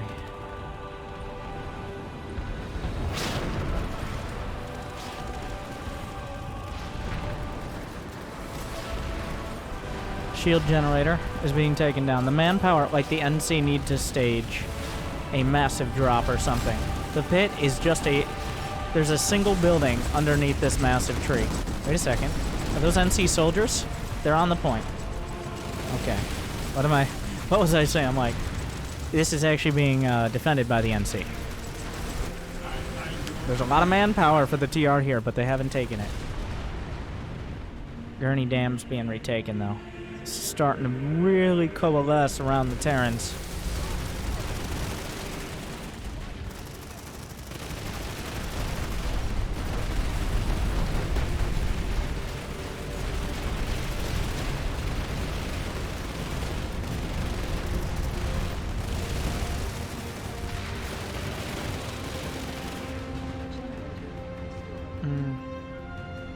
Kearney Dam going back the other way. Fort Drexler just feels like the TR has that manpower they're throwing around.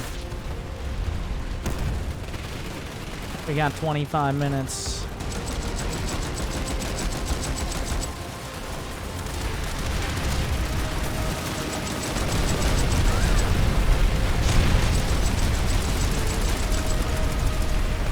The Terrans have the point. Right? Multiple harassers holding the line for now. Wow, they got like 3 of them. Learn to drive.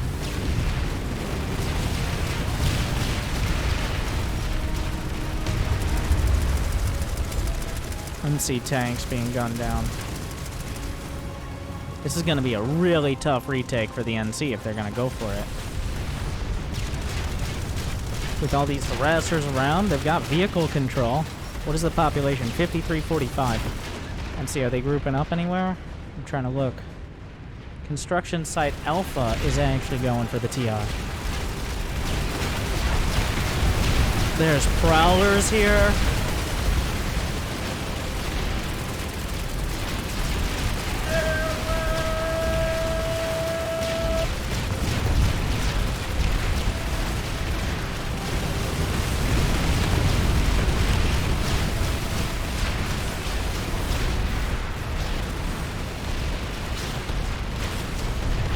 A tank battle. One of the few bases that allows for vehicles to really get very close to the point, and that makes vehicles very effective. Vanguard, NC main battle tank. 1 prowler goes down. There's a lot of fire being directed. Asunder kind of body blocking for the Vanguard, allowing it to get more shots off. The prowlers are pushed back. Will they be knocked down? Yes, another shell connects. The TR are pushed back. Armor support is required to retake this point effectively, and they are bringing it. Another Sunder driven back. It's on fire. It's almost dead. Any second, any shot. A little bit of repair. Another take shot. Is there one more? Yes. Some NC squad beacons. The NC trying to get back on top of the point. They're closing the distance. The infantry escorting the tanks. They've contested it. They've taken it back. The TR being pushed off. Their vehicles shattered. Their bodies broken. Their nanites deconstructed. The harassers now once had free reign, and now they're free to leave. Vanguard helping out as well. A harasser removed. NC harassers now rule the ground. Vanguards as well with their shields and massive cannons. Oh wait, Liberator support. A lot of rockets going into it. It's in the trees too. The Terran Republic is just as strong.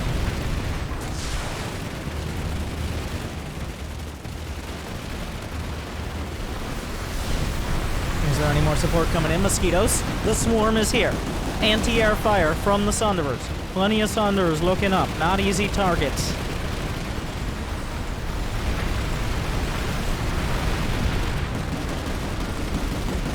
Yeah, some more mosquitoes through the trees. Let's see. The TR still kind of contesting this base, but the fight is nearly over. The NC staging a solid defense and retake. Very important base to hold on to. But it's still, the needle hasn't budged.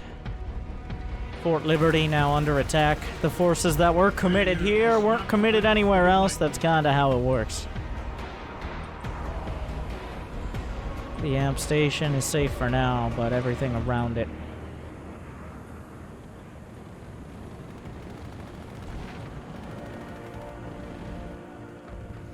Why was that Sunderer there? Fort Liberty.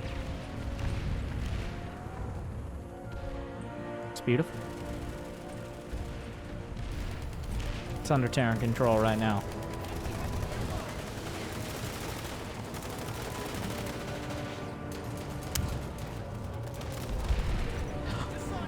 Who's piloting that thing? It's Alpha Star. Can the Terrans hold on to the fort? Will the NC organize a response?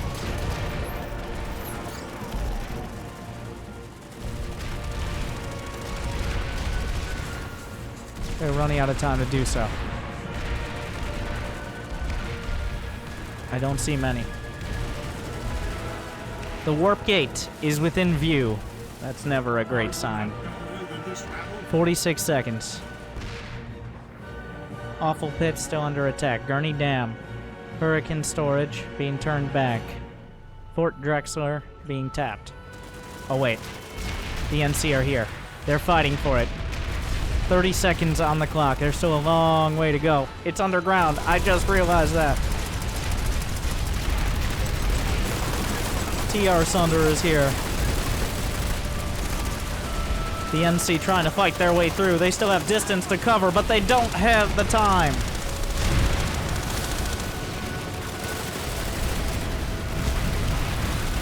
The new Conglomerate soldiers trying their damn best.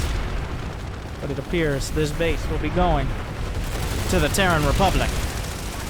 Area 51 crowd. I just...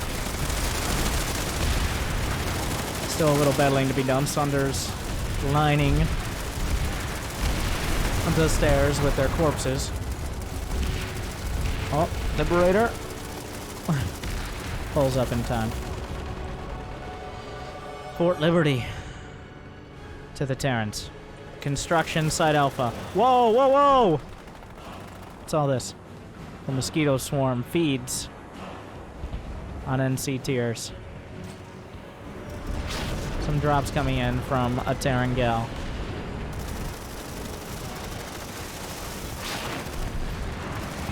Rockets from a Valkyrie. The NC still seem to have control of the main building.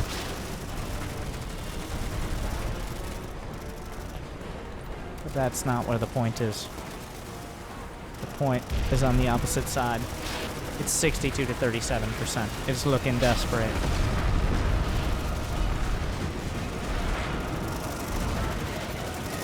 The NC gonna try to fight this back.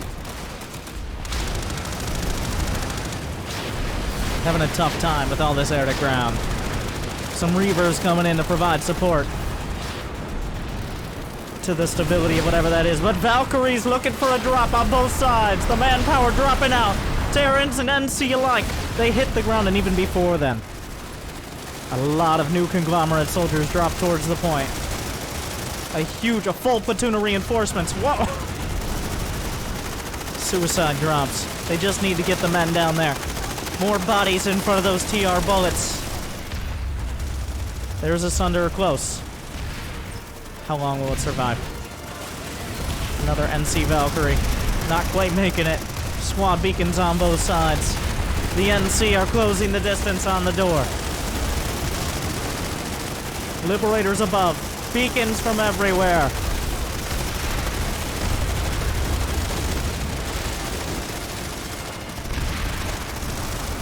Both doors fully covered. This Sunderer is so key. Right on that lift pad. The NC still coming in. More Valkyries falling out of the sky. A dozen, there's a dozen beacons. The TR are holding strong. It's a killing valley. The NC seem to have the high ground a little bit more controlled. The TR have the low ground very controlled outside of the building. More Valkyries coming in. More mosquitoes. Still providing that air-to-ground support. The swarm. Oh, just pounding in. It's not entirely sure if they're hitting more of their friendlies or their enemies. The NC trying their best. It's really hard if they don't have the vehicle support right now. The mosquitoes just pounding through. Reinforcements from the sky. Liberator with even heavier air support. The blues getting cut down. And the Reds making their way through.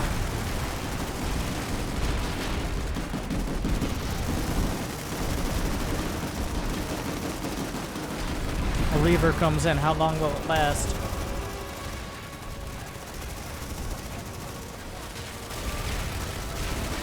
"50 seconds on the clock." The NC actually have more manpower here. They just can't bring it to bear. It's so tough. NC Valkyries and Galaxies. They're bringing everything. The whole neighborhood and then some. More Valkyries trying their best. The TR are swarming over everything. More Reavers, more Valkyries. Multiple Valkyries over the top of the hill. Reavers trying to contest. The Valkyries trying to get on top of the point. 1, 2, 3, 4. I don't know how many Valkyries. Still some of them with gunners. Air to ground is there. But do they have the numbers? Just so much. The TR still maintain control. And the TR 10 seconds out from capturing the base. They've driven back the counterattack.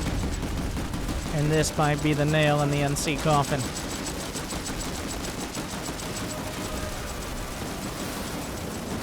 The Terran Republic has taken the facility. Yep, that sums it up. But where else is there to go? They're touching the warp gate. This has turned from a battle into a rout.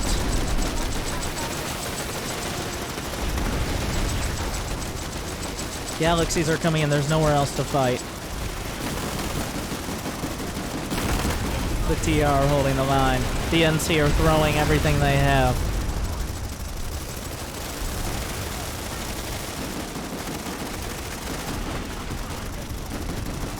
Some tanks are making their way up. Very slim, new Conglomerate model. The NC might actually be able to break through, but rocket pods from Mosquito.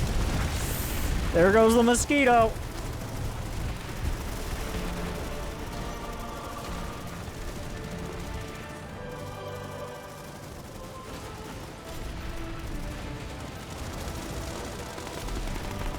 I mean, the tanks will eventually take this back. The Sunderer has really been what's powering all of this, the constant spawns.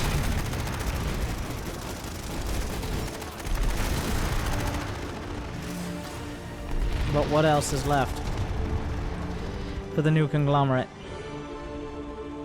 You guys can read numbers.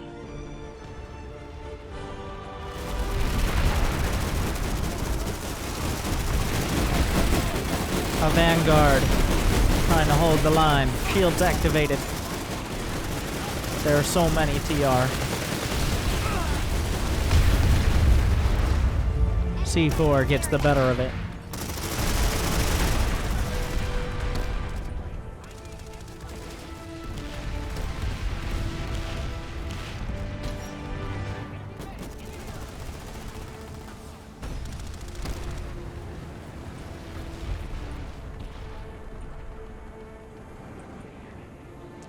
The Terrans have control of most of Hossin. Last hold, appropriately named for the new Conglomerate. Fighting now, to be honest, more for honor than anything else.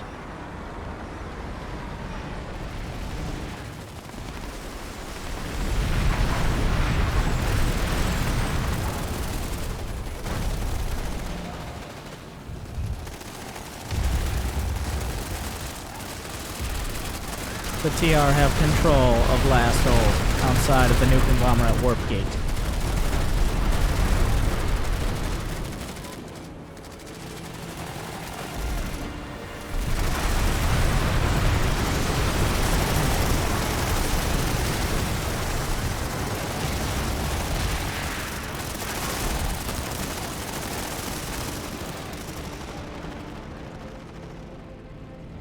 There's still a fight for Kearney Dam. But at this point, without a massive cutoff of territory, it is statistically near impossible to recover or even draw close. The Terrans have secured so much control.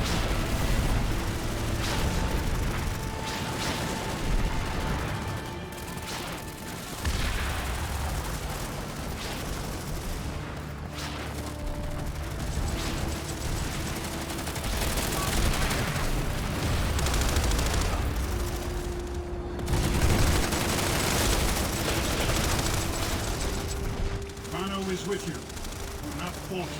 I want to make, in case it wasn't, everything you see, every little man, every vehicle, every gun in a vehicle, every aircraft, those are all players. Each one of them, over 500 joining us here. The largest, by far, first-person shooter game in the world. Especially one that's still actively played.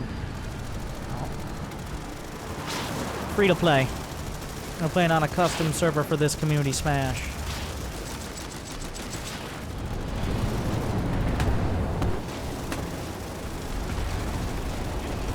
But you can play today.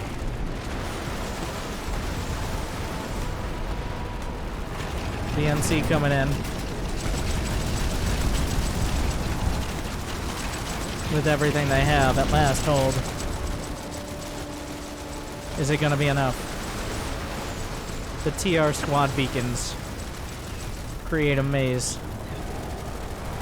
The pancaking is there. I find your effort lacking. Skyguard doing its absolute best.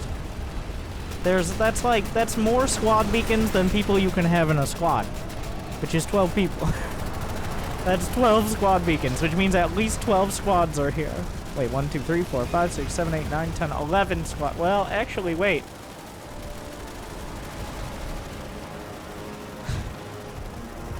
It's beautiful. It's Terran art. Let's take a look at it.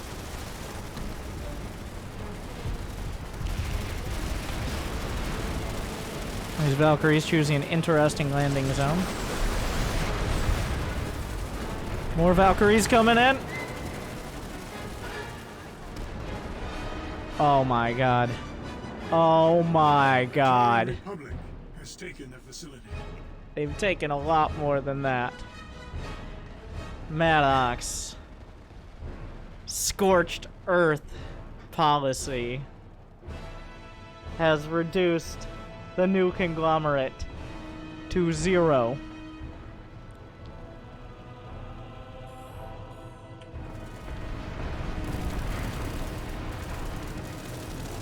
He's cut off all of their territory.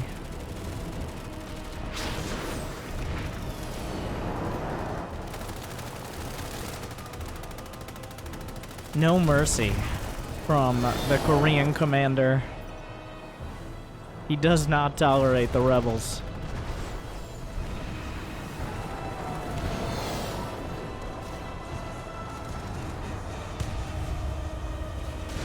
At this point, if they can reestablish something, I guess Sharp's run.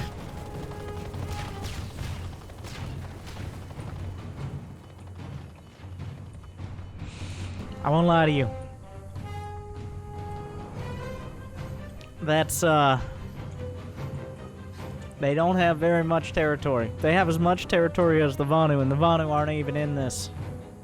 So that's tough.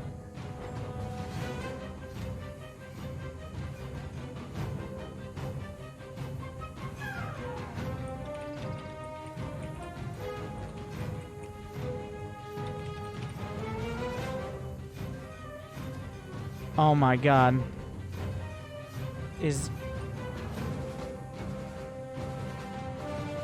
I have an announcement.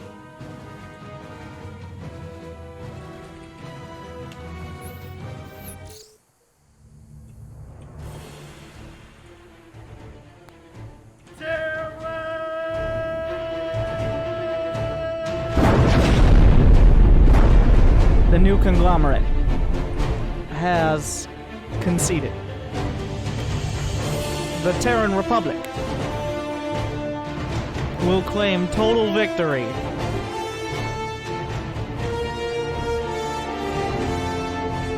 in Community Smash number 7.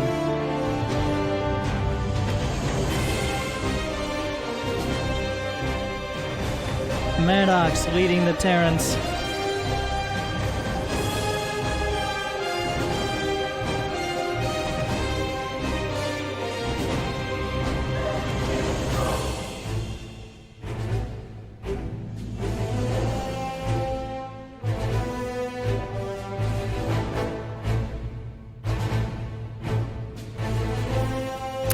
to...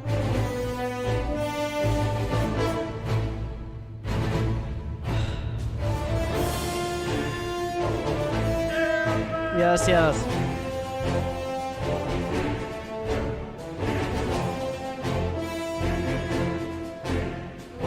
Currently doing an interview on the mainstream. I'm gonna listen in.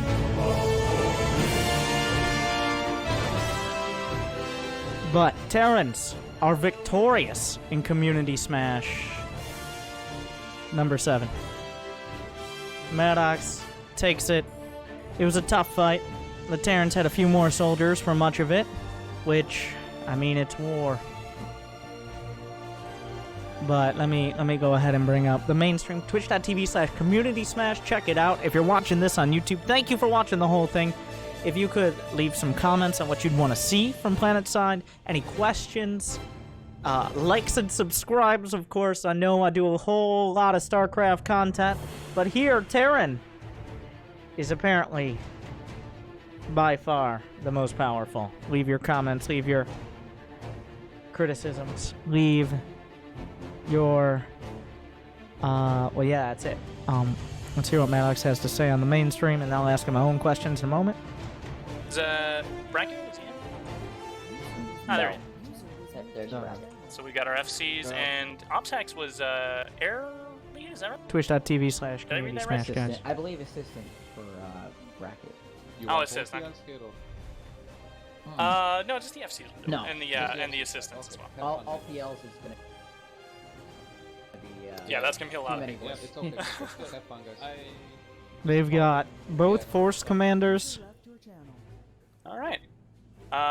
Where is? Okay, well, we'll get to Brakket in a second. Maddox, however. Great job, Maddox, for the win there. Yeah. Actually, I really didn't expect this gonna happen, but I wanted to show good games for the fans. Overall, your team, you know, they had experience, but they really showed it in the end here, because you just saw how quickly they redeployed onto things that they needed to quickly move from base to base, and you really saw it happening quite a lot. That was true, yeah. actually, I really tried to keep their lattice lines, assigned lattice lines, so they're not being QRF everywhere. Yeah. But it looks like they just being QRF everywhere except few platoons, so maybe it's my bad. Well, I don't know. You did keep a lot of pressure overall on the NC side there. They were having a very hard time putting out all those fires that you said. So you did a great job at that. Did you at all feel like you had a huge advantage just because of the air as well? Because we did notice a lot of TR and not nearly enough countering. Oh, I'm going to go ahead and join the main channel. We're going to skip 2 minutes of this interview.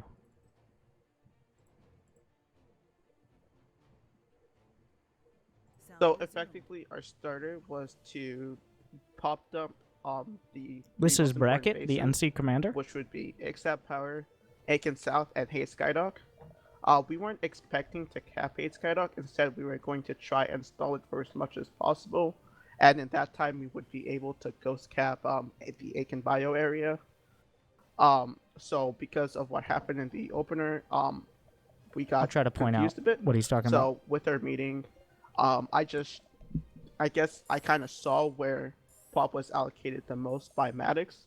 So I reallocated maybe a couple of squads from the southern lanes of Outpost Lambda and SRP to try and to try and help on Aiken South to at least push that through.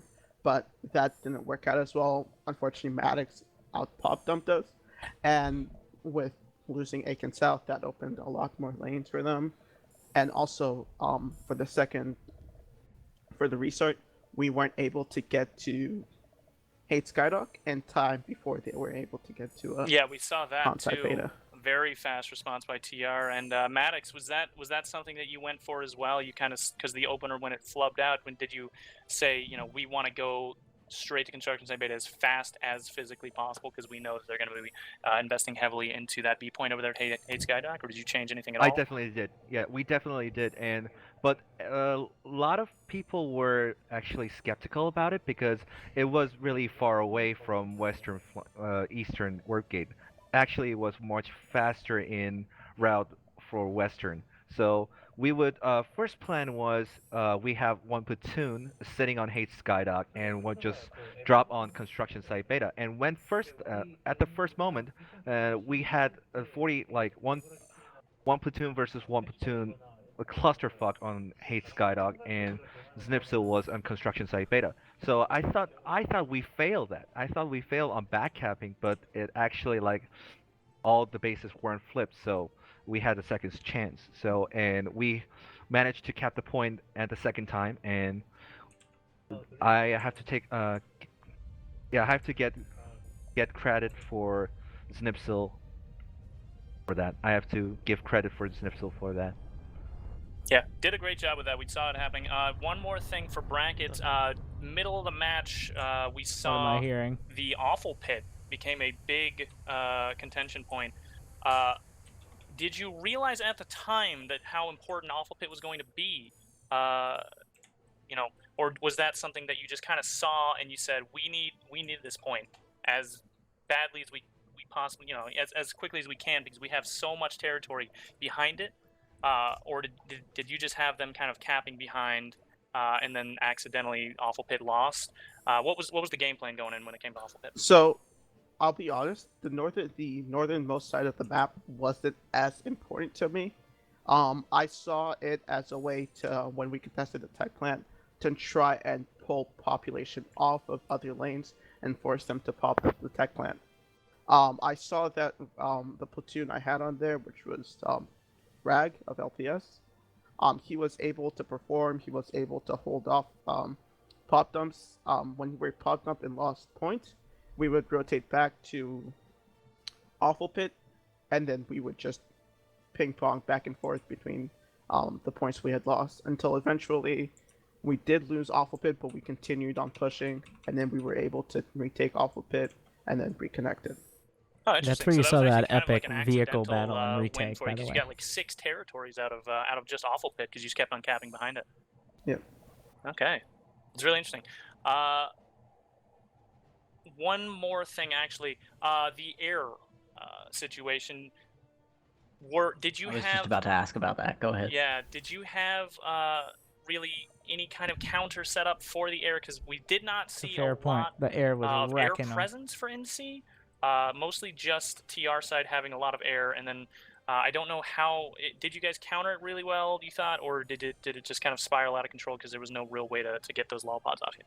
I feel as if it completely spiraled out of control. So basically our plan for the air, our plan was to have localized air, so in each platoon there would be about 2 or 3 pilots. There would be 2 or 3 pilots that would, you know, fly over and around the base. I know Znipsil, and I know that he has a lot of presence in the air. I'm just trying to give you guys an idea of what happened. We were trying to counter that, but unfortunately we weren't able to, and then our pilots got absolutely just grounded by a quarter of the way into the match, not even. Brakket, I know according to the balance document you had, I think both teams had 7 assigned pilots. How many pilots actually showed up for you? I'm not entirely too sure. I left those up to my PLs in order for them to put the pilots into their squads. I didn't really have a, as I would call it on Emerald, a llama waffle. Okay. Okay. Anything more you want to ask about, Jukan?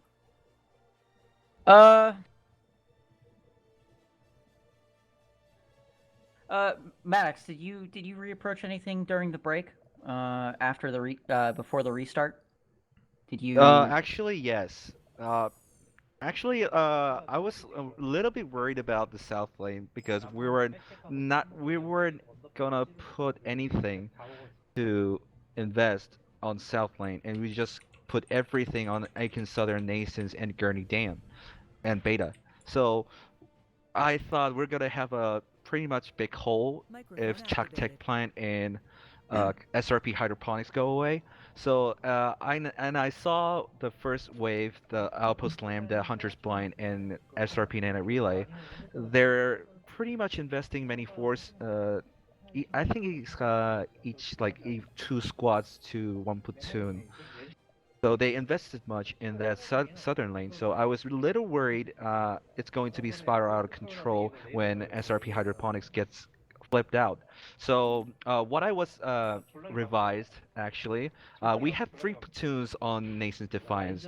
We planned 3 platoons on Nation's Defiance, but I just scratched that plan and revised 1 platoon, diverted into Kearney Dam, because Outpost Lambda is just free base and Hunter's Blind is a free base, but actually I didn't really try to flip it because they're going to interdict it, then because they interdicted first at the time. So it's kind of obvious they're gonna be interdicting out Hunter's Blind, and they're gonna try to steal it after they take Lambda. So I didn't really touch Hunter's Blind at all, and let them try to take Hunter's Blind, and I take pressure on Kearney Dam, and when they think they had Hunter's Blind, we're going to send 1 platoon to Hunter's Blind pop dump, so going to steal it back from them. That's what I revised the plan at the moment.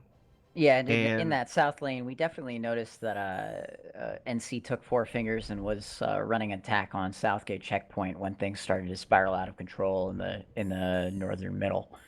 But actually, yeah, for that part, VTG did a really good job holding them off, because they had a lot of pressure going out, like 1 or 2 platoons, but they have only 24 people signed up for them, but they have only 24 people to defend their lanes, but they really defended really well, and with some help, they had some help with air control, but they held a lot of NC portions for like an hour, and they pushed back to Beto lane, and which is very impressive. I want to thank them, and I really want to give them credit about it. So yeah, it does seem like your platoon leaders and squad leaders did a fantastic job overall, because we saw a lot of independent sort of movements happening. It was great. But the experienced platoon leaders did a very good job. Go ahead, you go. Yeah, I'm just counting something. So right now, at the end of the match, we have 12 lanes open, and most of you had 6 or 7. Well, both of you. You both probably only had 6 or 7 platoons. How frequently were you diverting people on a squad-to-squad basis? So you would have your platoon, but you would have to you have a fight that you only want to send 12 people to. Basically, a situation like that where you can't just send the whole platoon somewhere. Because with this many lanes and as few platoons as you were operating with, it had to get messy at a certain point. Yes. So what I did was rely on Snipsel, Fallout, and VTG, because they're all experienced, and they're all very experienced platoon leaders, and they have many experience in service matches, so they can spare. They have power and they have experience, and their people are quite enough to split and make their own squad logistics and squad tactics into that. So I relied on them mostly, and for the new ones like Beanut and Leslie, for Nox's platoon, which is Nox wasn't there because of his work, but yeah, for 2 platoons who are not experienced, I tried to make them not splitting them, just make them move as a whole and hold off to 1 lane as possible, so they can hold them off as their full force, not being harassed by like 12 to 24 enemy elite forces. Okay. Well, both sides did a fantastic job. Overall, it was actually a pretty enjoyable match to watch. I hope everybody in the chat enjoyed, and I do want to give out special thanks to Corrales for organizing, Eritz for refereeing that, and all the other PSB staff who helped out. Brakket and Maddox, you guys did a great job at FCing and getting all you guys in line for that, and all the participating outfits and groups that did come out and played with everybody. Everyone did a fantastic job. I know that the numbers were a little skewed, but that's not too big of a deal for most times. This one maybe a little bit more, but it was a very enjoyable match to watch anyway. So I'm going to go ahead and throw this video once again out there that Corrales gave this to me. I actually don't know who made it, but it's a great video. I'm going to just throw this back out there, and that will be our ending there. Channel switched. I'm gonna drag Maddox in.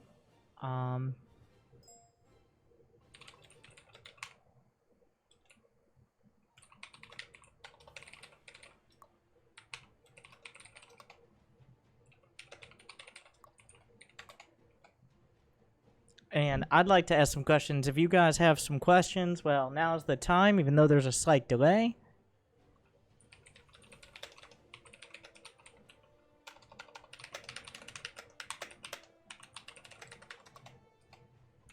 But I'd love to ask them more from a noob perspective, as you guys are probably just as noobs. Insufficient permissions. User joined your channel. Hi. User joined your channel. Hello, hello. Hey, guys. Hey.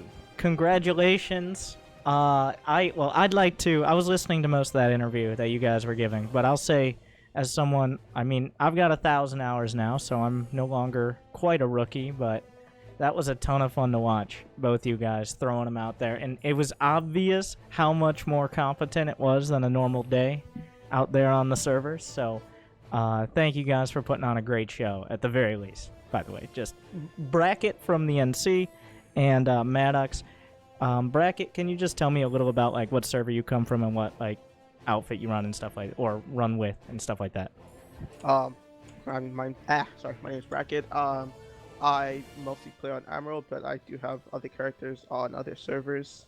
My main outfit as of right now is 1TR, but as most people in the... I've yelled at you in proximity chat, I think. Maybe. Most people on the Emerald server will know that I basically play... I'm a 2KD heavy, well, want to be 2KD heavy, and play with anyone. That's saying he's a sweaty tryhard, guys, for those basically. That... I'm sorry, tryhard. First Terran Rangers, man. First Terran Rangers. Well, so how long have you been playing Planetside, Brakket? Like how long have you been? I guess we'll say taking it pretty seriously. I guess we'll say that. All right, I've been playing Planetside since I'm coming on 5 years in about a couple of weeks now. Most of the time I just sweaty try hard, try to get as many kills as I want. I do participate in my outfit's operations where we try and cap bases and play the objective. My outfit does have a decent history of FCs like Chewcock and Captain Cox. So I was like, why not try and take my hand at it? Last year I AFC'd Community Smash 4 with Fallout. And Assistant Force Commander, right? Yes, that is correct. And this year I decided to FC myself with Obshax as my assistant FC. Well, thank you for taking the reins. It didn't go your way today. Well, first, Maddox, real quick. We've talked to Maddox a little bit before for StarCraft things, but Maddox, just tell me a little bit about your Planetside history. My Planetside experience is actually literally pretty similar like Brakket. It was like 2014, so 5 years ago. And unlike Brakket, I started Planetside with Korean server, and there was a Korean server back then, and it was called The Crown, so called. And I played it until it shut down on 2015, which is accurately 1 year later. And after that, I let the Koreans into Connery, and I mostly played on Emerald. I thought you said and- you let the Koreans in the Connery, and I'm like, oh, that sucks for Connery, but led them rather. Yeah, pretty much. I was the one of the last survivors of Korean server, and I was the one who tried to participate Koreans into the server smash also. And my first ever server smash was against Emerald, and we just got crushed by it. And since then, I really learned a lot. Can't let the playing Americans Emerald. win, all right? Like. Well. So you've been going for a few years, and I noticed there was one Korean outfit. Is that the outfit you run with? Yes, Animus Mechana. Yes, that is the Korean flag? outfit. Not the Korean flag. There's a different one as well. actually. Okay, you got a lot of Yeah, yeah. representation out there. Yeah, there's a lot of Korean flag outfit who is actually not Korean. There's a, Yeah, there's I a- mean- the meme. The Korean flag itself is a meme on Planetside. Well, I know from StarCraft well enough. But so it went the TR way this time. They had a little bit. I think, as it was mentioned in the first interview with the guys who know way more than me, the air control from an observer standpoint, it felt like the NC kept getting Brakket. Your NC just kept getting pounded by the Hellfire pods, and just pretty much every base that wasn't inside was constantly harassed by air. How big of a factor do you think that was? I think that was a very big factor. The air. So from the beginning, our basic plan for the air was to have localized air within our platoons, instead of just a dedicated. So just air a few squad. pilots and in each platoon to help deal with it. Basically. But unfortunately, Snipsels, well, not Snipsels, They well, swarmed pretty hard. Yes, they swarmed us, and they had the better pilots than we did, and we just completely got grounded out of the air. And for the vital bases where you had to actually like run to a point, and the point wasn't inside, it completely It made for screwed some us great over. cinematic experiences, but Well, that involved yeah. a whole lot of dead NC. Yeah.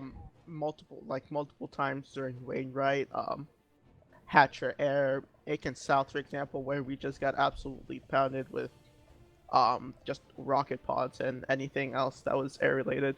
This is now another question. You don't have to answer entirely if you don't want, of course. But like, how much was there between the leaders, and obviously you guys are the commanders? How much is there from the platoon leaders? Like, hey, we don't think that's a good idea, or like, less than total cohesion between the all the platoon leaders from either side. I want to say that we had a loss of cohesion. Everyone stuck with me until the end. Outside of Captain Cox, who just saw it fit to just go for Kearney Dam at like the last 5 minutes where we were completely getting warp gated, and he saw like nothing else that was worth it for his outfit. Knowing Cox, it's a very Cox thing to do. If there's no point in winning, he'll just go out there and meme, I guess.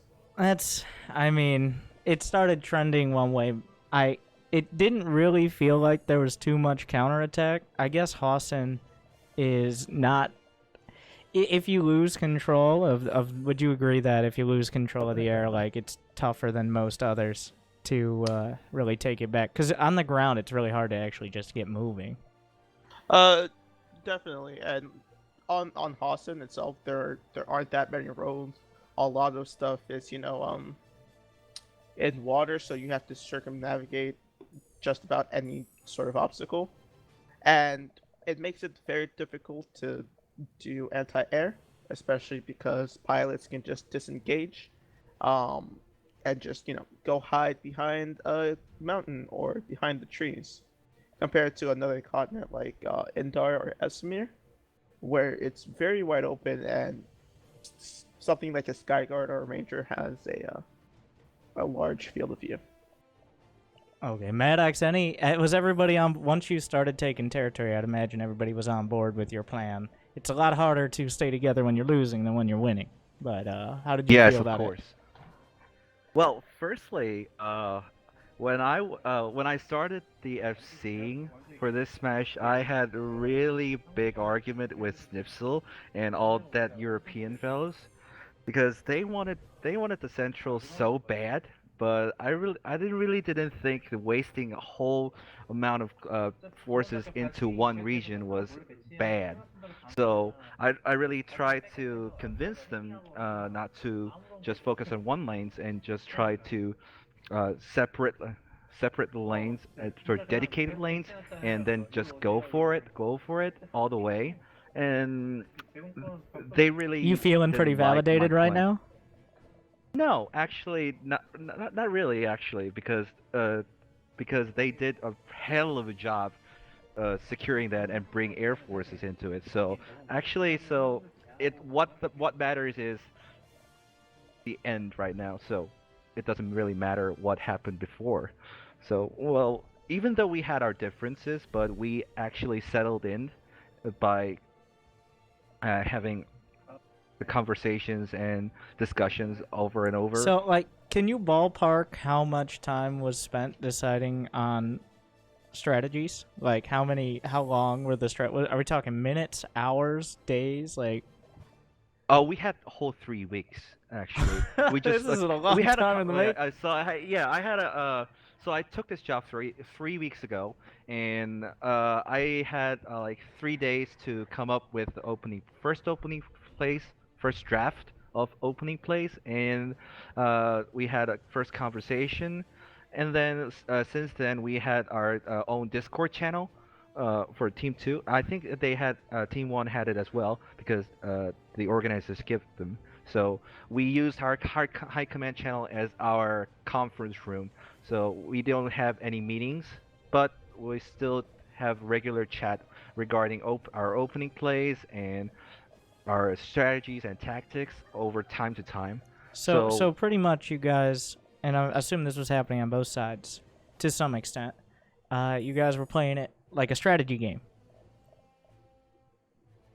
It was basically like playing StarCraft with Marines who is actually playing by humans. Marine is human. Who's controlling Marine is human, and you have to control And all that's the Marines. sometimes a good thing. But yeah, that was it. In many of the fights felt like just seeing a whole lot and everybody dying on both sides. There were some very cinematic experiences, and honestly, not too many of the fights were just like, we're just going to take this base, and now we have the base. There were some really, really good contests there. There was one big fight on the Awful Pit that I think kind of sealed the deal. Even though they were able to hold it, it just wasn't enough on the map. But there's one thing I want to ask both you guys, not related to Planetside, but not related to the server smash. If there's one playstyle, like what is one playstyle that, especially if you're playing on your own or maybe with a small squad, what is one playstyle, like something different than just heavy assault or whatever, that you like to play? Like one kind of like that fits your playstyle or something you like to do on your own. Can I do it first? Yeah, you can go ahead. Steel. You know, it's a three-way game, but and you have like NC and TR fighting each other. I mean, for like one I base. meant more of like as an infantry, like what kind? For example, like the knifing, the stalker cloak, infiltrator type of thing, but also stealing bases from people. That's a good one too.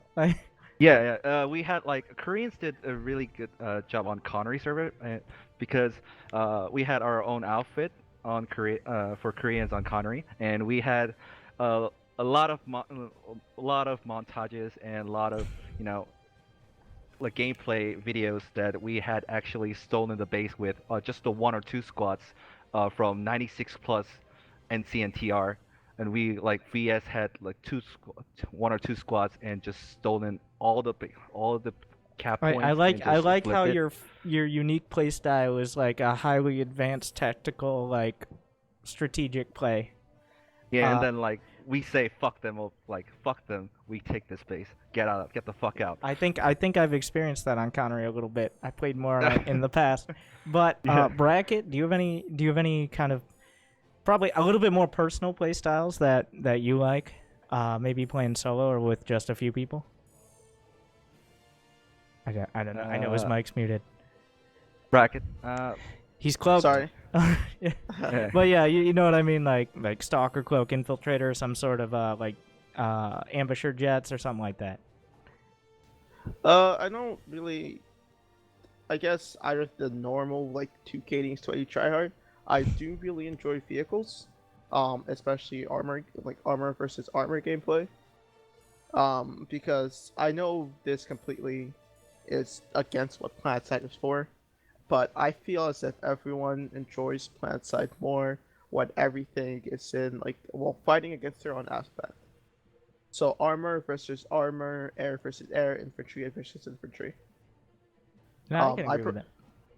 I personally enjoy the armor because I just really like, I guess, when I'm playing TR, I'll just like sitting on a hill and just funneling people into a mountain with a prowler and then just picking them off one by one.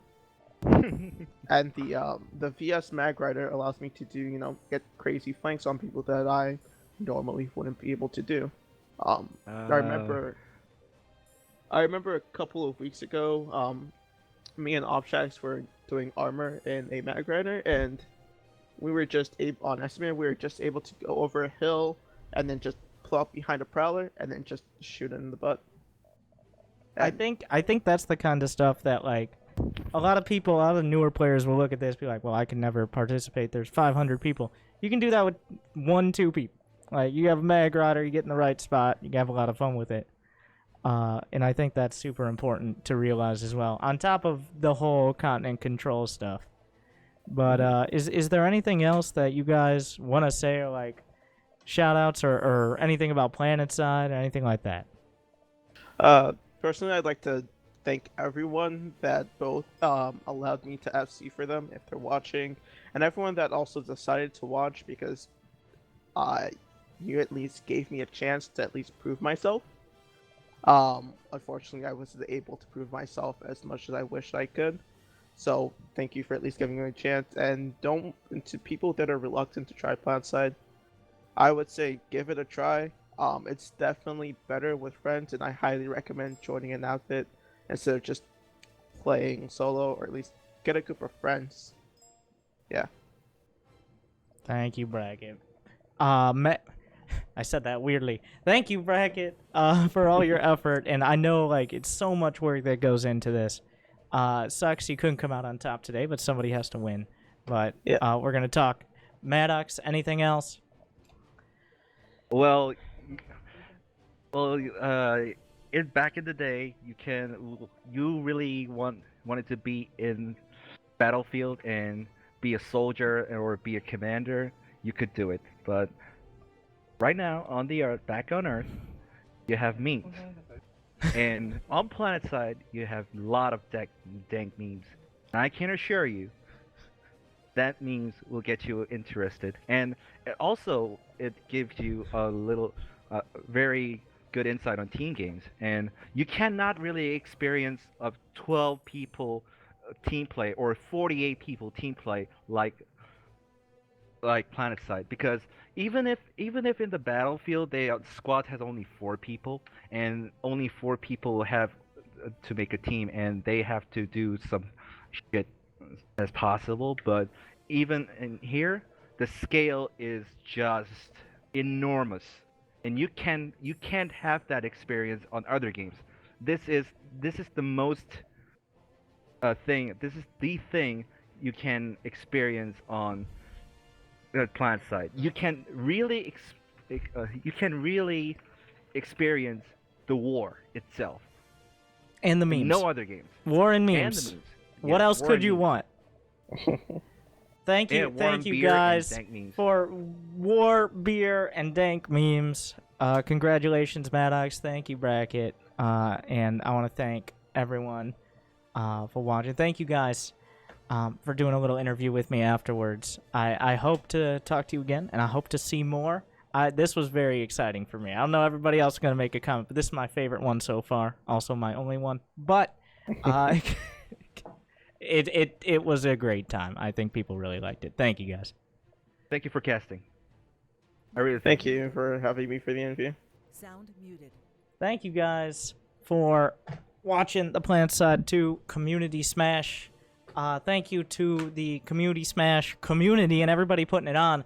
I'm like, hey, I want to stream the thing everybody's put hundreds of hours of work into, and I want, like, this thing that takes literally hundreds of people getting together with all this coordination. Let me just jump in here and also stream it, and that's it, and do no work. And they're like, okay.